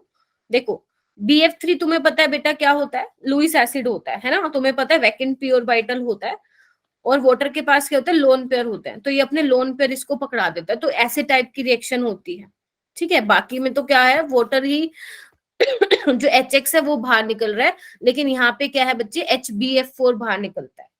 ठीक है, ध्यान रखना, जब BF3 की रिएक्शन कराओगे पानी के साथ तो HBF4 बाहर निकलता है। जब आप क्लोरीन, ब्रोमीन या आयोडीन का ट्राइहेलाइड लेते हो बच्चे, तो उस केस में क्या निकलता है आपका,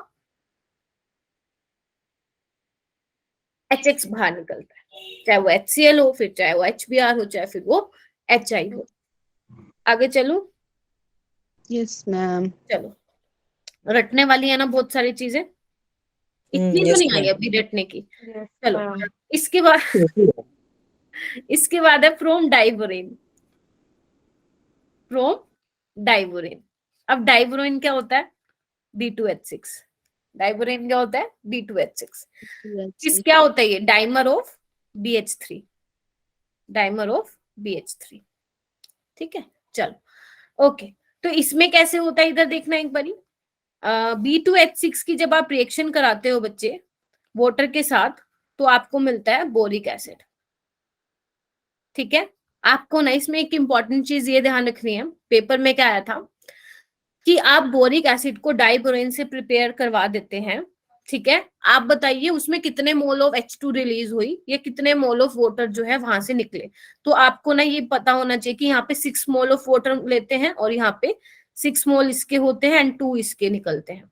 ठीक है, तो ये इंपॉर्टेंट है रिएक्शन, और यहाँ पे लिख भी लो कि कैसा क्वेश्चन पूछा गया था, सो दैट जब आप इसको रिवाइज करो तो उस चीज पे आप ज्यादा फोकस करो कि यहाँ पे पूछा गया था कि कितने मोल ऑफ वाटर जो है यहाँ पे रिक्वायर्ड थे। सो 6 mole of water, 2 mole of H3BO3 और 6 मोल ऑफ H2 जो है वो बाहर निकला था। ठीक है, तो इसको लिख लो, इंपॉर्टेंट है। या इसको एक याद करने का तरीका ऐसे भी कर सकते हो आप ना, एक काम करो, ये बना लो ये। ठीक है, और यहाँ पे बना लो OH OH और OH।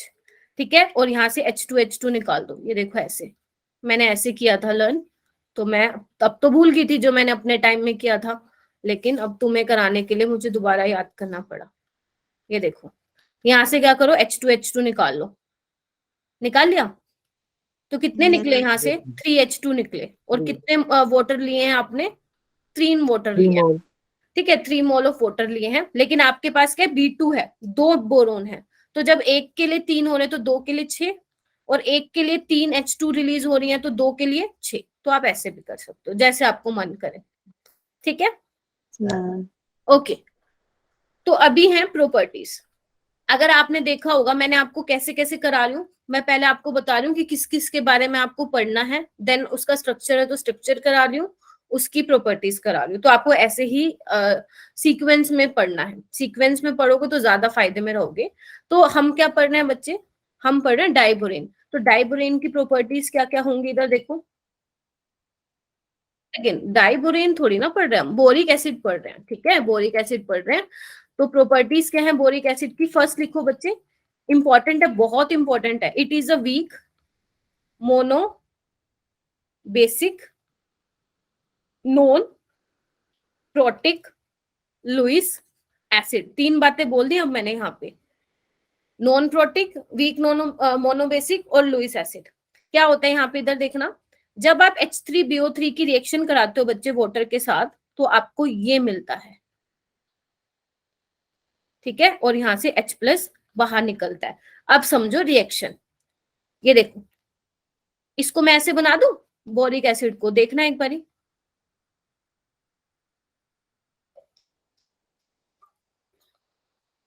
देखना। Yes ma'am. अभी क्या है, Yes, ma'am. Vacant pure vital है इसके पास, कौन देगा इसको, लोन, भूखा है इलेक्ट्रॉन का, तो इलेक्ट्रॉन कौन देगा, OH2 देगा, और अगर देगा तो नेगेटिव चार्ज आएगा, तो वो ऐसे बना है। ध्यान से समझना, बना के दिखाऊं पूरा, इधर देखो एक बार, इसने दिया और ये बन गया पॉजिटिव, और इस पे आ गया नेगेटिव, ठीक है, ठीक है।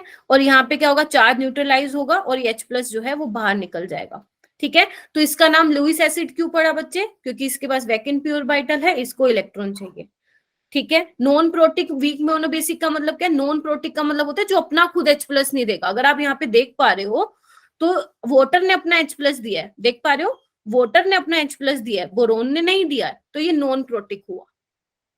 समझ गए क्या सभी लोग जो मैंने लिखवाया है यहाँ पे, Yes, ma'am. Yes ma'am. क्या वीक मोनोबेसिक होगा, मोनोबेसिक का मतलब क्या होता है, जो H+ रिलीज कर दे, लेकिन ये तो दे ही नहीं रहा, बहुत वीक है ये।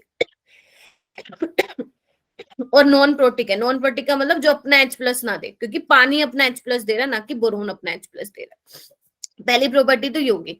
उसके बाद बच्चे जब आप इसकी रिएक्शन cis 1,2 डायोल के साथ करवा देते हो, अगर मैं एग्जांपल के लिए यहाँ पे इथाइलिन ग्लाइकोल ले लूं, तो क्या होता है, यहाँ पे आपको देखना पड़ेगा, ये देखो, BOH OH OH OH ऐसे बना लो, इथाइलिन ग्लाइकोल बना लो। क्या होता है इथाइलिन ग्लाइकोल, ये होता है ये, ठीक है। इसका स्ट्रक्चर देख लो। तो मैं क्या कर रही हूँ, आपको सिखा रही हूँ, ये देखो, मैंने ऐसे बना लिया, ठीक है। आपको क्या करना है, पानी निकालो, पानी निकालो, पानी निकालो, पानी निकालो, और जो बचा है उसको जोड़ दो, जोड़ दिया, ये बन गया, ठीक है।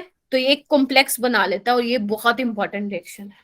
जितना भी मैंने यहाँ पे अभी लिखा हुआ है स्क्रीन पे, वो सारा इंपॉर्टेंट है, तो आपको ध्यान रखना है। क्या प्रॉपर्टी है पहली, जल्दी रिवाइज करो, वीक मोनोबेसिक है, नॉन प्रोटिक है, ठीक है। और दूसरा क्या है, जब ये cis 1,2 डायोल, एग्जांपल के लिए इथाइलिन ग्लाइकोल, अगर आप इसके साथ रिएक्ट करते हो तो 4 वाटर के मॉलिक्यूल बाहर निकल जाते हैं, और आपको क्या मिल जाता है, ये कॉम्प्लेक्स मिल जाता है, और ठीक मैम है। आपने बी के ऊपर क्या साइन, क्या हुआ साक्षी, मैम आपने बी के ऊपर क्या साइन लगाया? नेगेटिव, नेगेटिव 4 बॉन्ड बना रखे हैं ना बेटा, ओके मैम। ठीक है, इसको हटा भी सकते हो। चलो आगे चलते हैं हम हीटिंग इफेक्ट पे। हीटिंग इफेक्ट, हीटिंग इफेक्ट क्या कहता है कि H3BO3 जब आप 100 डिग्री सेल्सियस पे कराते हो तो आपको मिलता है बच्चे HbO2, ठीक है। और जब आप इसकी और हीटिंग कराते हो तो आपको मिलता है H2BO4O7। जब और ज्यादा इसकी हीटिंग करवा देते हो तो आपको मिलता है यहाँ पे B2O3। लिखो इसको, मतलब आया नहीं हुआ पेपर में, अगर आप इसको पढ़ोगे तो जस्ट रीड कर लेना। नाम लिख लो बेटा इनका, इसका है मेटाबोरिक एसिड, मेटाबोरिक एसिड, इसका है टेट्राबोरिक एसिड, टेट्राबोरिक एसिड, और इसका है बोरोन 6Q ऑक्साइड, ठीक है, ये ध्यान रखना। उसके बाद है स्ट्रक्चर। स्ट्रक्चर बच्चे देखो इसका कैसे होता है, इधर ध्यान से देखना, ठीक है, ये होता है। तो अगर आप ये सोच रहे हो कि मैम सिर्फ ये ऐसे ही होगा, तो नहीं, इधर देखना ध्यान से। एक्चुअल में ना बोरिक एसिड ऐसे नहीं मिलता है, ठीक है। अगर मैं इसकी हाइब्रिडाइजेशन पूछूं तो वो sp2 है, लेकिन जो इसका स्ट्रक्चर होता है ना, एक पूरी लेयर्ड शीट होती है, ठीक है। और जो ये लेयर शीट होती है बच्चे, आपस में कैसे कनेक्टेड होती है, अलग अलग बोरिक एसिड के मॉलिक्यूल से कनेक्ट होती है बाय हाइड्रोजन बॉन्डिंग। जैसे ये H है, ये किसी और बोरिक एसिड के साथ इन्वॉल्व होगा, ये वाला H किसी बोरिक एसिड के ऑक्सीजन के साथ, ऐसे ही ये, और ऐसे ही ये किसी H के साथ होगा, और ऐसे ही ये किसी H के साथ होगा। समझ रहे हो, अलग अलग बोरिक एसिड के मॉलिक्यूल्स में क्या होती है, इंटरमॉलिक्यूलर हाइड्रोजन बॉन्डिंग होती है, जिसकी वजह से इसका जो स्ट्रक्चर होता है एक लेयर्ड शीट स्ट्रक्चर होता है। एंड हाइब्रिडाइजेशन इसकी क्या रहेगी, sp2 रहेगी। बहुत इंपॉर्टेंट है ये, बहुत इंपॉर्टेंट है। क्या रहेगी यहाँ पे, हाइड्रोजन बॉन्डिंग रहेगी। और कौन सी बेटा, इंटरमॉलिक्यूलर हाइड्रोजन बॉन्डिंग रहेगी, इंटरमॉलिक्यूलर हाइड्रोजन बॉन्डिंग रहेगी,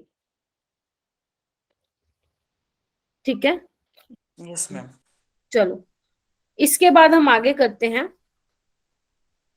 बोरिक एसिड इतना ही था, देन हम आते हैं अपना डाइबोरेन पे।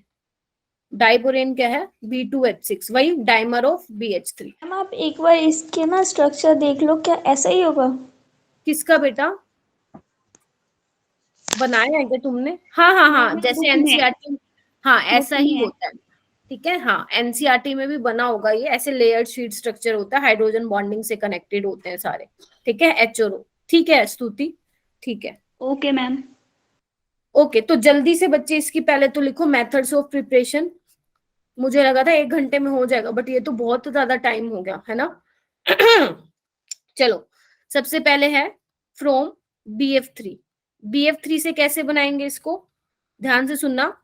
जब आप BF3 की रिएक्शन कराते हो लिथियम एल्यूमिनियम हाइड्राइड के साथ, तो आपको वहां पे मिलता है बच्चे डाइबोरेन, ठीक है, LiF और AlF3, ठीक है। आप ऐसे कर सकते हो, F को इंटरचेंज, मतलब जस्ट समझने के लिए, F को H से इंटरचेंज कर दो और H को इससे कर दो, ठीक है। तो क्या हो जाएगा BH3, तो इसका डबल कर दो B2H6, ऐसे ये क्या हो जाएगा LiAlNF4, तो LiF अलग निकल जाएगा, AlF3 अलग। मतलब याद करने का तरीका है, तुम जैसे भी करो, बस रिएक्शन याद कर लेना, ठीक है। सेकंड है बच्चे फ्रॉम NaBH4। तो आप क्या करते हो, NaBH4 की रिएक्शन जब आप कराते हो I2 के साथ, तो आपको क्या मिलता है, डाइबोरेन मिलता है, NaI मिलता है, और H2 गैस लिबरेट होती है, ठीक है। हाँ जी, लेबोरेटरी प्रिपरेशन है, ठीक है, लैब में ऐसे प्रिपेयर किया जाता है। BF3 ये दो इंडस्ट्रियल। ही, हाँ, ये वाली इंडस्ट्रियल है, ये वाली लैब वाली है, ठीक है। ओके, उसके बाद है दो ही रिएक्शन है प्रॉपर्टीज। अगर आप पूछोगे मैम इसमें से इंपॉर्टेंट कौन सी है, दोनों इंपॉर्टेंट है, दोनों ही आई हुई है। तो प्रॉपर्टीज में क्या है बच्चे, B2H6 जब आपका O2 के साथ रिएक्ट करेगा, तो आपको क्या मिलेगा, B2O3 मिलेगा और वाटर बाहर निकलेगा, मोस्ट इंपॉर्टेंट। हाँ, ये करेक्टरिस्टिक्स एनसीईआरटी में अंडरलाइन कर लेना जो बोल रहे हो अंकुश, ठीक है। तो B2H6 की बच्चे आप डाइऑक्सीजन के साथ कराओगे तो क्या मिलेगा, B2O3। कैसे ध्यान रखोगे इसको कैसे ध्यान रखोगे, देखो 6 ऑक्सीजन है, सॉरी 6 हाइड्रोजन है, हाइड्रोजन एक बॉन्ड बनाता है, ऑक्सीजन कितने बनाता है, 2 बनाता है। तो अगर हाइड्रोजन को ऑक्सीजन से रिप्लेस करोगे तो कितने आएंगे, 3 ही आएंगे। तो ऐसे कर सकते हो, और ध्यान रखना डेल्टा H नेगेटिव है, एक्सोथर्मिक रिएक्शन है, यस मैम। ठीक है, एक्सोथर्मिक रिएक्शन है। बाकी सुन रहे होगे, एक बार चैट बॉक्स में बता दो, पता चले मैं ही अपने आप को लर्न करवा रही हूँ, है ना। एक बार जल्दी मुझे चैट बॉक्स में बताओ, मैंने तो कर ली, अब तुम्हें करनी है।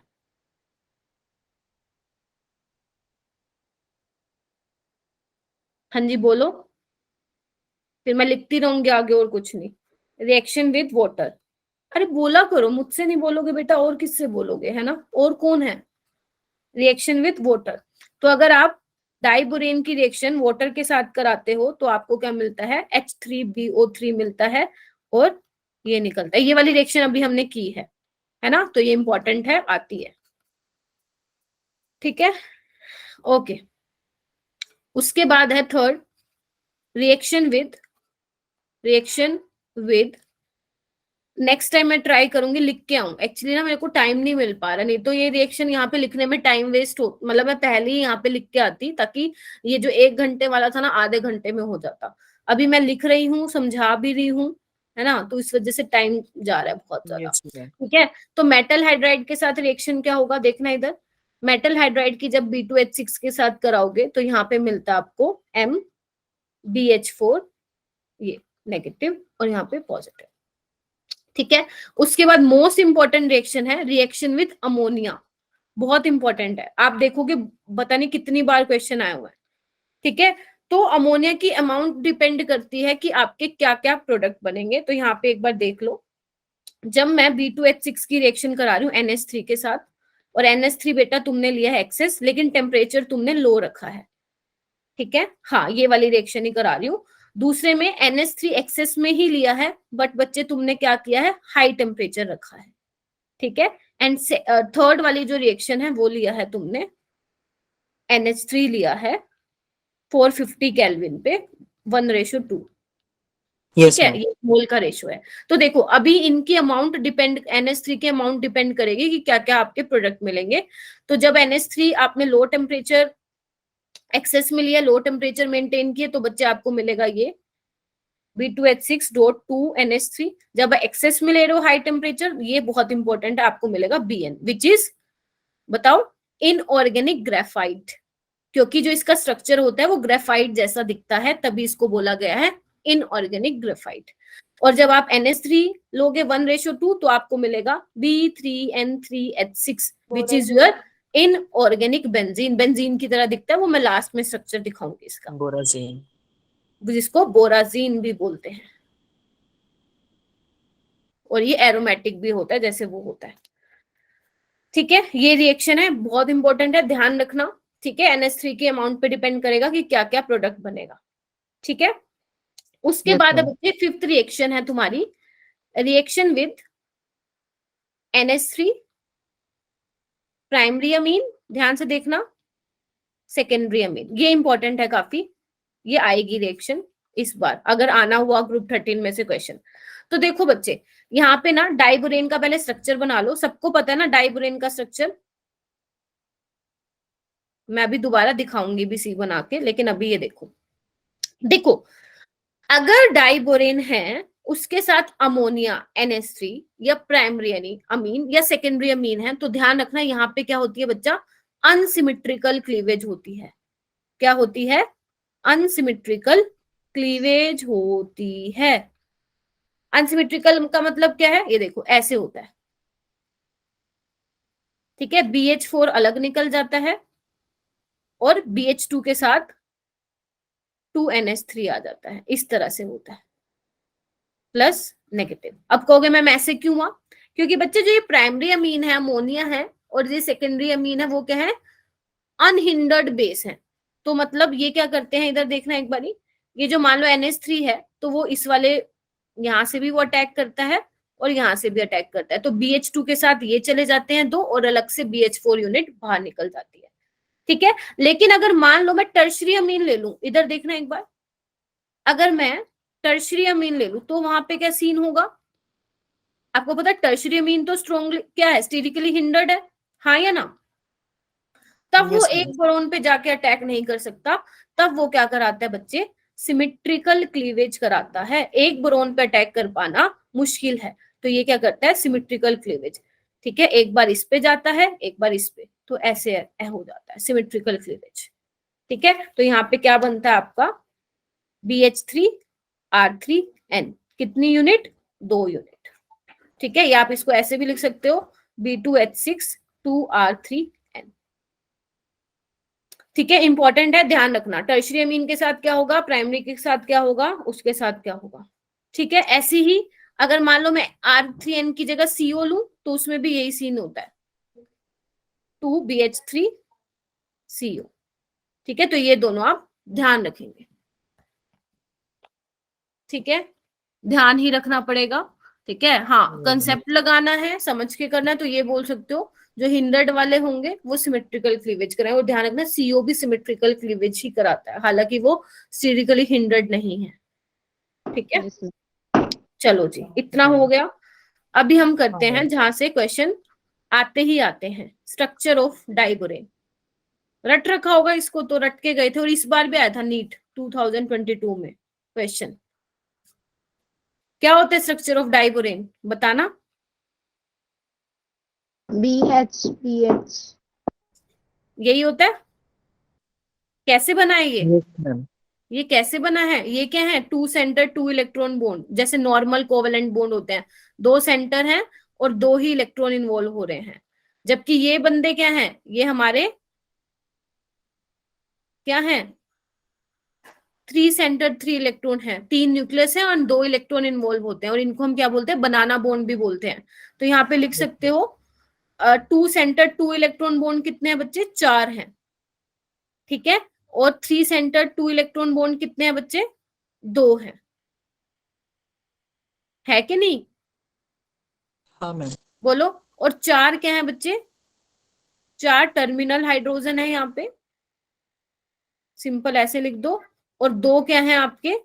ब्रिजिंग वाले हैं, 2 ब्रिजिंग वाले हैं, ठीक है। और ये देखो 5, इसके बारे में क्वेश्चन बता रही हूँ, ऐसे आते हैं। जो 4 ये हैं, जो 4 BH यूनिट्स हैं, वो क्या होती हैं? In same plane, in same plane. और जो 2 BHB हैं ब्रिजिंग वाले, वो क्या होते हैं? Not in same plane, not in same plane. 2 ऊपर की साइड होते हैं इस तरह से, और 2 ऐसे डैश पे दिखाते हैं, ठीक है जी, बोलो। Yes ma'am. What about bond angle? अगर मैं इसको x मानूं और इसको y मानूं, तो ध्यान रखना जो बॉन्ड एंगल है वो x का ज्यादा होता है y से, ठीक है। इसका होता है 120 और इसका होता है 97, ठीक है। एग्जैक्ट मुझे नहीं पता, इसका x का तो 120 होता है। एक बार मैं देखूं, क्या मैंने लिख रखा है तो, मैम यही होता है। ठीक है। उसके बाद what about bond length? 7th ही हो गया। 8th बॉन्ड लेंथ का क्या सीन है?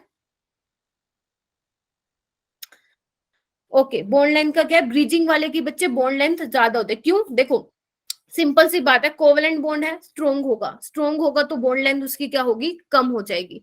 तो अगर मैं बोलूं आपके टर्मिनल वाले की जो बॉन्ड लेंथ है वो कम होगी, फिर उसके बाद ब्रिजिंग, और सबसे ज्यादा इसकी। ये देखो एक बार कैसे दिखाऊं, पेन का कलर चेंज करती हूँ। ये देखो, अगर मैं इसको दिखाऊं, इसको मान लो मैं W ले लूं, है ना, और इसको ले लेती हूँ मैं X ले लेती हूँ, और इसको ले लेती हूँ मैं C ले लेती हूँ, और इसको D ले लो, चलो। तो W की सबसे ज्यादा होगी, फिर D की होगी, फिर C की होगी। ध्यान रखना, यहाँ से क्वेश्चन आया हुआ है, ठीक है। मैम ब्रीचिंग वाले की बॉन्ड लेंथ क्या होती है? ज्यादा होती है, क्योंकि वीक होता है, ठीक है। क्यों? क्या है? क्योंकि 2 ही इलेक्ट्रॉन है जो 3 बंदे शेयर कर रहे हैं। इसमें क्या है? टर्मिनल में 2 इलेक्ट्रॉन 2 बंदे शेयर कर रहे हैं, तो अब बताओ किसमें स्ट्रॉन्ग बॉन्डिंग होगी, है ना। 2 बंदे 2 इलेक्ट्रॉन शेयर कर रहे हैं, और ये बेचारे हैं 3 बंदे, मिल रहे हैं 2, तो फिर बॉन्डिंग क्या होगी? वीक होगी। इस वजह से बॉन्ड लेंथ क्या होगी? ज्यादा होगी, ठीक है। Okay, and what about hybridisation? बेटा हाइब्रिडाइजेशन क्या होगी? sp3 होगी, sp3, ठीक है। मैम हाँ एक जी, बार वाला समझा दीजिए। कौन सा बेटा? मैम ये आपने 3C2 इलेक्ट्रॉन फिर उसके बाद 2 लिखा है ना, यहाँ पे ये तो मैम इधर राइट हैंड साइड में second point.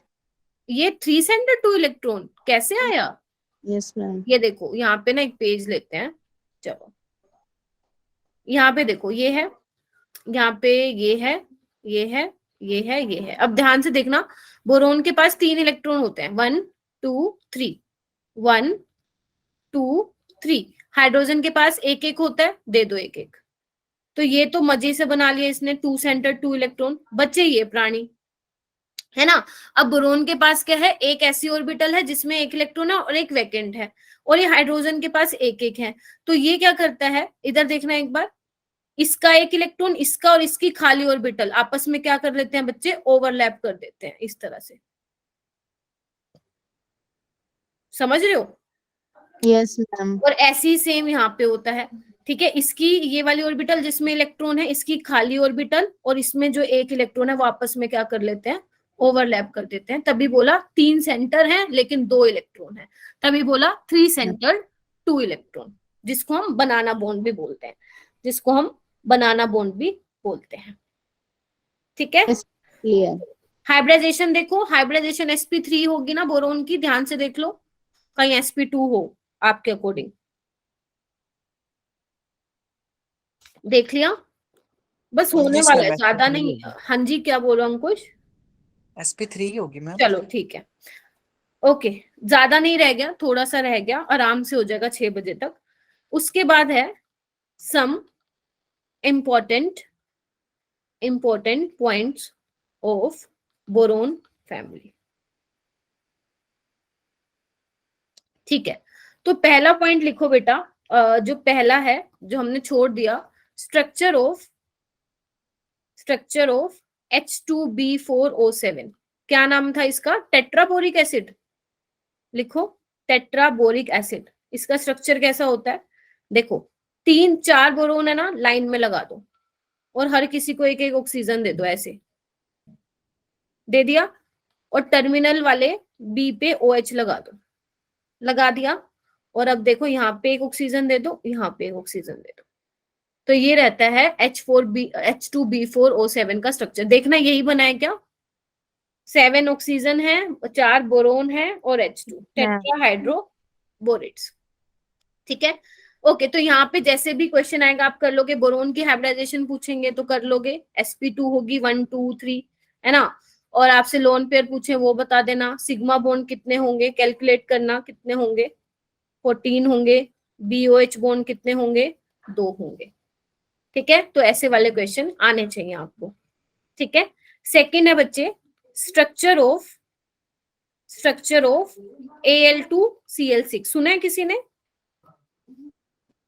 Yes, ma'am. Al2Cl6, Al क्या, ऐसे तो AlCl3 भी क्या है, इलेक्ट्रॉन डेफिशिएंट है, तो वो डाइमर बनाता है, तो कैसे रहता है उसका स्ट्रक्चर? ऐसा,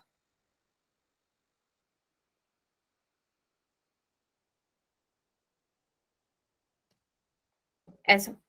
लेकिन इसमें क्या होता है, ध्यान रखना, ये जो है वो 3 सेंटर्ड 4 इलेक्ट्रॉन्स होते हैं, और ये वही है 2 सेंटर्ड 2 इलेक्ट्रॉन।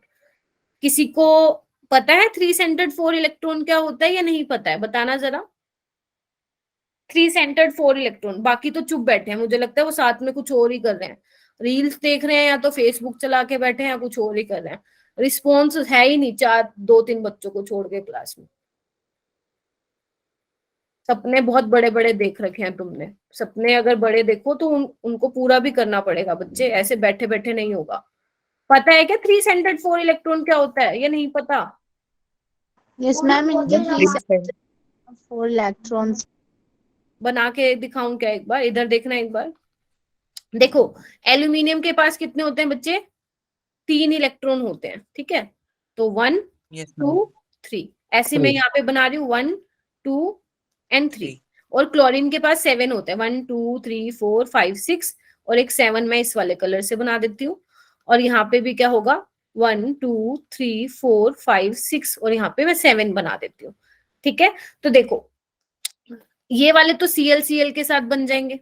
ठीक है, तो Cl के पास जो एक इलेक्ट्रॉन है वो इसके साथ बॉन्ड बना लेगा, समझ रहे हो? ऐसे ही Cl के पास एक इलेक्ट्रॉन है, इसके पास ये बच्चा बॉन्ड बना लिया, हाँ या ना बोलो? Yes ma'am. कैसे होगा? बाकी होगा इसके 2 इलेक्ट्रॉन इसको डोनेट करेंगे क्योंकि 3 बॉन्ड है अभी इसके पास, और ऐसे ही इसके कितने करेंगे, ऐसे। ठीक है, तो कितने हो गए ये देखना एक बार, 3 सेंटर्ड 4 इलेक्ट्रॉन, 1 2 3 4। ठीक है, हाँ जी, ठीक है, यस मैम। Very good. अभी स्ट्रक्चर ऑफ इनऑर्गेनिक बेंजीन का बनाओ तुम अपनी नोटबुक में, बोरोन N B N, और कैसे होगा N B। ठीक है, सिंगल बॉन्ड लगा दो सब में, है ना, सबको HH दे दो, दे दिया, देखो बेंजीन जैसा ही है ना स्तुति? अच्छा, देखो बेंजीन जैसा ही लग रहा है ना, आपको पता है नाइट्रोजन के पास क्या होता है, लोन पेयर होते हैं, बोरोन के पास क्या होती है, वैकेंट पी ऑर्बिटल होती है, तो ये क्या करेगा, कोऑर्डिनेट बॉन्ड, किसी ऐसे किसी में बना दो अल्टरनेटिव, ठीक है। ये क्या बन गया आपका इनऑर्गेनिक बेंजीन, इसको आप बोराजीन भी बोलते हैं। ये एरोमेटिक है, क्यों एरोमेटिक है, क्योंकि 6 पाई इलेक्ट्रॉन है, हक्कर रूल को फॉलो करता है, ठीक है। Yes. दूसरा क्या है इसकी कैरेक्टरिस्टिक्स कि ये ज्यादा रिएक्टिव है, लिखो इंपॉर्टेंट है, मोर रिएक्टिव देन बेंजीन। क्यों रिएक्टिव है, क्योंकि बेंजीन में तो क्या होता है, कार्बन कार्बन बॉन्ड होता है, नॉन पोलर होता है, जबकि यहाँ पे हम रिएक्शन करवा सकते हैं, ठीक है, क्योंकि नाइट्रोजन देखो इलेक्ट्रोनेगेटिव है, बॉन्ड ब्रेक करेगा तो बोरोन पे क्या आएगा, इलेक्ट्रोफिलिक करेक्टर हो जाएगा बोरोन का, तो कोई न्यूक्लियोफाइल आके अटैक कर सकता है, तो ये ज्यादा रिएक्टिव होते हैं बेंजीन से, क्योंकि बेंजीन तो भैया नॉन पोलर होते हैं, ठीक है। उसके बाद थर्ड चीज है बोरेक्स बीट टेस्ट, जो मैंने आपको वहां बना के छोड़वा दिया था, है ना। अब देखो इसमें क्या होता है, ओके, तो जब आप बोरेक्स लेते हो बच्चे और उसको हीट करते हो तो आपको क्या मिल रहा था, पानी उड़ रहा था, यस मैम, है ना, ये Na2 ध्यान रखना। फिर जब आप उसको और हीट कर रहे थे तो क्या मिल रहा था, NaBO2 मिल रहा था और आपको H3BO3 मिल रहा था, एक सेकेंड, क्या मिल रहा था आपको, मिल रहा था B2O3 मिल रहा था, ठीक है, इसी को ही मैंने बोला था ग्लासीबीट, ठीक है। तो आप क्या कर सकते हो, जब आप इसकी रिएक्शन कराते हो, अलग अलग मेटल्स हैं ये देखो, जो आपका वो था क्रोमियम हो गया, मैग्नीज हो गया, आयरन हो गया, और आपका हो गया कोबाल्ट हो गया, निकल हो गया, कॉपर हो गया, तो जब आप इनके साथ रिएक्ट कराते हो तो आपको मेटाबोरेट्स मिलते हैं, ठीक है। जैसे अगर मैं इन मेटल्स का ऑक्साइड ले लूं और इसके साथ रिएक्शन कराती हूँ B2O3, तो आपको मिलते हैं बेटा मेटाबोरेट्स मिलते हैं, ठीक है। क्या होता है ये MbO2 ट्वाइस। लेकिन क्रोमियम ऐसा बंदा है जो कैसे टाइप का बोरेट बनाता है, इस टाइप का, क्योंकि क्रोमियम जो है +3 ऑक्सीडेशन स्टेट में स्टेबल है, अगर मेटल क्या है, क्रोमियम है। 10 मिनट, ठीक है, ठीक है। तो जब ये बोरेट्स बनाते हैं बच्चे तो इनका अलग अलग डिफरेंट कलर आता है, तो क्रोमियम का क्या आता है, ग्रीन आता है, ये आपको पता भी है, याद है ना, मैग्नीज का पिंक होता है, इसका ग्रीन होता है, कोबाल्ट का ब्लू, निकल का ब्राउन और कॉपर का ब्लू। इसको याद रखने की कोई ट्रिक तो नहीं चाहिए ना तुम लोगों को, सिंपल है, क्रोमियम ग्रीन का होता है, मैग्नीज सबको पता है, आयरन सबने देखा है लैब में, कॉपर सबने देखा है, ठीक है। बस निकल का हो सकता है भूल जाओ, तो ध्यान रखना निकल का ब्राउन होता है, और क्रोमियम के केस में ये वाला मेटाबोरेट बनता है, क्योंकि क्रोमियम +3 ऑक्सीडेशन स्टेट में ज्यादा स्टेबल होता है। कहाँ देखा था हमने, कोऑर्डिनेशन में जब कोऑर्डिनेशन कराऊंगी तब देखेंगे। और उसके बाद जो बाकी के मेटल है वो 2 ऑक्सीडेशन स्टेट में भी स्टेबल है, ठीक है, ओके। उसके बाद है, बस खत्म हो गया, यस मैम, थोड़ा सा और है बस, रिएक्शन ऑफ अमोनिया, ये मैंने आई थिंक आपको प्रीवियस क्लास में बताया था, अमोनिया विद BF3। देखो बच्चे, यहाँ पे क्वेश्चन कैसे आता है, अगर आप BF3 ले लो और अगर आप उसकी रिएक्शन कराते हो अमोनिया के साथ, क्या ख्याल है क्या होगा, अपने इलेक्ट्रॉन पेयर देगा इसके वैकेंट पी ऑर्बिटल में, तो क्या बन जाएगा, देखना एक बार, BF3 ये बन जाएगा, नेगेटिव चार्ज आ जाएगा इस पे और इस पे पॉजिटिव चार्ज आ जाएगा, बोलो हाँ या ना, बोलो, ऐसे ही होगा ना। यस क्या बोलते हैं, ये क्या बना लिया इसने, एडेक्ट बना लिया, और इसको आपकी बुक्स में लिखा हुआ है 1:2 कॉम्प्लेक्स बना लिया, तो आपको वो कैसे भी दे सकता है एग्जाम में, 1:2 कॉम्प्लेक्स बना है तो समझ जाना वो एडेक्ट की बात कर रहे हैं। क्वेश्चन कैसे आता है, बोरोन की पहले हाइब्रिडाइजेशन थी sp2 और अमोनिया की थी sp3, लेकिन जैसे ही उसने एडेक्ट बनाया बोरोन की कितनी होगी बच्चे, sp3 हो गई है, और अमोनिया की तो अभी भी sp3 ही है। तो देख पा रहे हो, जब BF3 ने अमोनिया के साथ एडेक्ट बनाया तो हाइब्रिडाइजेशन बोरोन की sp2 से sp3 हो गई। हाँ, ऐसे भी लिख सकते हो NH3:BF3, ठीक है। जनरली क्वेश्चन कैसे आएगा, एडेक्ट लिख के आएगा या फिर क्या लिख के आएगा आपका 1:2, ठीक है, ओके। तो इसके कुछ नाम हैं बच्चे, ये आपको नाम ना पता होने चाहिए। H3BO3 को क्या बोलते हैं, ऑर्थोबोरिक एसिड बोलते हैं, लिखो जल्दी, Na2B4O7 10H2, ये मैंने ऑलरेडी करा दिया, बोरेक्स बोलते हैं, और एक होता है Na2B4O7, 4 वाटर मॉलिक्यूलर होते हैं, इसको बोलते हैं करनाइट। ये आया हुआ पेपर में एक बार, सीधा पूछते हैं करनाइट का फॉर्मूला बताओ, तो आपको पता होना चाहिए। ठीक है, उसके बाद कुछ एल्यूमिनियम के कंपाउंड्स होते हैं, जैसे Al2O3, 2H2O, इसको बोलते हैं बॉक्साइट। डायरेक्ट आए हुए हैं ऐसे पेपर में। ठीक है, एल्यूमिनियम क्या है, थर्ड एबंडेंट एलिमेंट है, ऑक्सीजन है सबसे ज्यादा, फिर आपका सिलिकॉन है, देन एल्यूमिनियम आता है। Na3Al6, इसका नाम क्या होता है बच्चा, क्रायोलाइट। तो ये आपको नाम पता होने चाहिए। ठीक है, उसके बाद Yes, है, ma'am. उसके बाद है एसिडिक स्ट्रेंथ ऑफ, जो मैं अभी लिखवा रही हूँ ना, बहुत इंपॉर्टेंट क्वेश्चन है। एसिडिक स्ट्रेंथ आपको कंपेयर करनी है BF3 की, BCl3 की, BBr3 की और Bi3 की। कौन मुझे बताएगा कि किसकी एसिडिक स्ट्रेंथ सबसे ज्यादा होगी?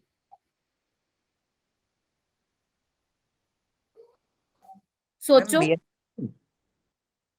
BF3 की सबसे ज्यादा होगी acidic strength, Ma'am, Bi3. Bi3 की, फिर BBr3 की। जब तक रीजन सोचो, मैं यहाँ पे लिख रही हूँ, रीजन सोचो और मुझे बताना क्यों होती है। ऑर्डर बिल्कुल ठीक बताया है।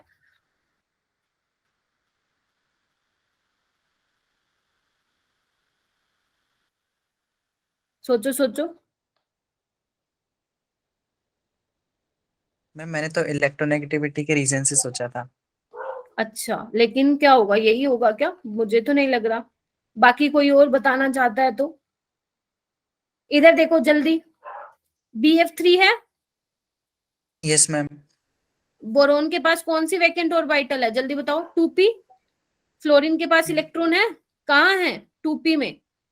तो एक बार बताओ, बोरोन भूखा है, फ्लोरीन दे यस सकता है मैम। उसको इलेक्ट्रॉन? देखो इधर, इधर देखो, बहुत इंपॉर्टेंट है, बहुत, सबसे ज्यादा ग्रुप 13 में यही इंपॉर्टेंट है, बाकी तो ऐसे ही है। इसके पास भी इलेक्ट्रॉन है, तो देखो दे सकता है बोरोन की वैकेंट ऑर्बिटल में। तो क्या होगा, पार्शियल डबल बॉन्ड करेक्टर आ जाएगा, हाँ या ना? हाँ मैम। जबकि BCl3 में क्या है, इधर देखो, मैं यहाँ पे लिख देती हूँ, इसका है 2p, फ्लोरीन के पास भी है 2p, इसके पास 2p, क्लोरीन के पास 3p, ब्रोमीन के पास 4p, और जब आयोडीन पे जाओगे 5p। तो बोरोन का 2p और आयोडीन का 5p, क्या होगी ओवरलैपिंग? दे पाएगा आयोडीन बोरोन को? नहीं दे पाएगा, नो भूखा ही मैम। रहेगा बोरोन। तो अगर बाहर से कोई देने आएगा, फटाक से पहले Bi3 लेगा, ना कि BF3, क्योंकि BF3 ने तो अपनी भूख पूरी कर ली है। कैसे कर ली? क्योंकि फ्लोरीन ने उसको अपने इलेक्ट्रॉन दे दिए। लेकिन जैसे जैसे साइज बढ़ता जाएगा, फ्लोरीन से क्लोरीन, क्लोरीन से ब्रोमीन, ब्रोमीन से आयोडीन, ऑर्बिटल का साइज बढ़ेगा, ओवरलैपिंग इफेक्टिव नहीं होगी, तो भूखा ही रहेगा बोरोन। तो अगर कोई बाहर से देने आएगा, तो सबसे पहले कौन जाएगा लेने के लिए? बोरोन। इसी यही रीजन है कि Bi3 की लुईस एसिडिटी ज्यादा होती है, then BBr3, then BCl3, then BF3। Clear हो गया सभी को? जल्दी बताओ। Yes ma'am. Yes ma'am. Great. Okay, अगर एक बात बताओ, अगर मैं BeCl3 की हाइड्रोलिसिस कराती हूँ मुझे ये मिलता है, जबकि अगर मैं AlCl3 की हाइड्रोलिसिस कराती हूँ मुझे ये मिलता है। क्या रीजन है इसका? Al तो भैया 6 बॉन्ड बना रहा है, इसकी कोवेलेंसी 6 है, लेकिन बोरोन की तो 3 ही है। ऐसा क्यों हो रहा है? सॉरी, ये मिलता है, 1 मिनट रुकना, 4 बना रहा है। क्यों होता है ऐसा? देखो, क्योंकि बोरोन के पास क्या है बच्चे, वैकेंट डी ऑर्बिटल नहीं है, वो मैक्सिमम अपनी वैलेंसी 4 तक पहुंचा सकता है। जबकि एल्यूमिनियम के पास क्या है, वैकेंट डी ऑर्बिटल है, तो अपनी वैलेंसी वो 6 तक पहुंचा सकता है। समझे? बहुत इंपॉर्टेंट क्वेश्चन है ये वाला, यहाँ पे लिख लो। ये क्यों बना रहा है? ड्यू टू, इसकी कोवेलेंसी 6 क्यों है? Due to presence of vacant d orbital. D orbit. है, तो अपनी कोवेलेंसी को बियॉन्ड 3 कर सकता है। जबकि बोरोन भैया क्या है बेचारा, 2p ही है, उसके बाद d नहीं है। तो d नहीं है तो वो 6 तक कैसे अपनी वैलेंसी को एक्सपेंड करेगा? नहीं कर सकता वो। ठीक है, तो 3 ही रहते हैं वो, लेकिन वो अगर एक और एक्सेप्ट कर लेगा तो उस पर नेगेटिव चार्ज आ जाएगा, तो 4 से ज्यादा नहीं जाएगा। ऐसे ही एल्यूमिनियम का बच्चा 6 से ज्यादा नहीं जाएगा। ठीक है, बस एक क्वेश्चन करके दिखा दो कि BF3 और BF4 नेगेटिव, ये दो हैं, मुझे इसका ना बॉन्ड लेंथ कंपेयर कर दो। कंपेयर बॉन्ड लेंथ, किसकी बॉन्ड लेंथ ज्यादा होगी, बस।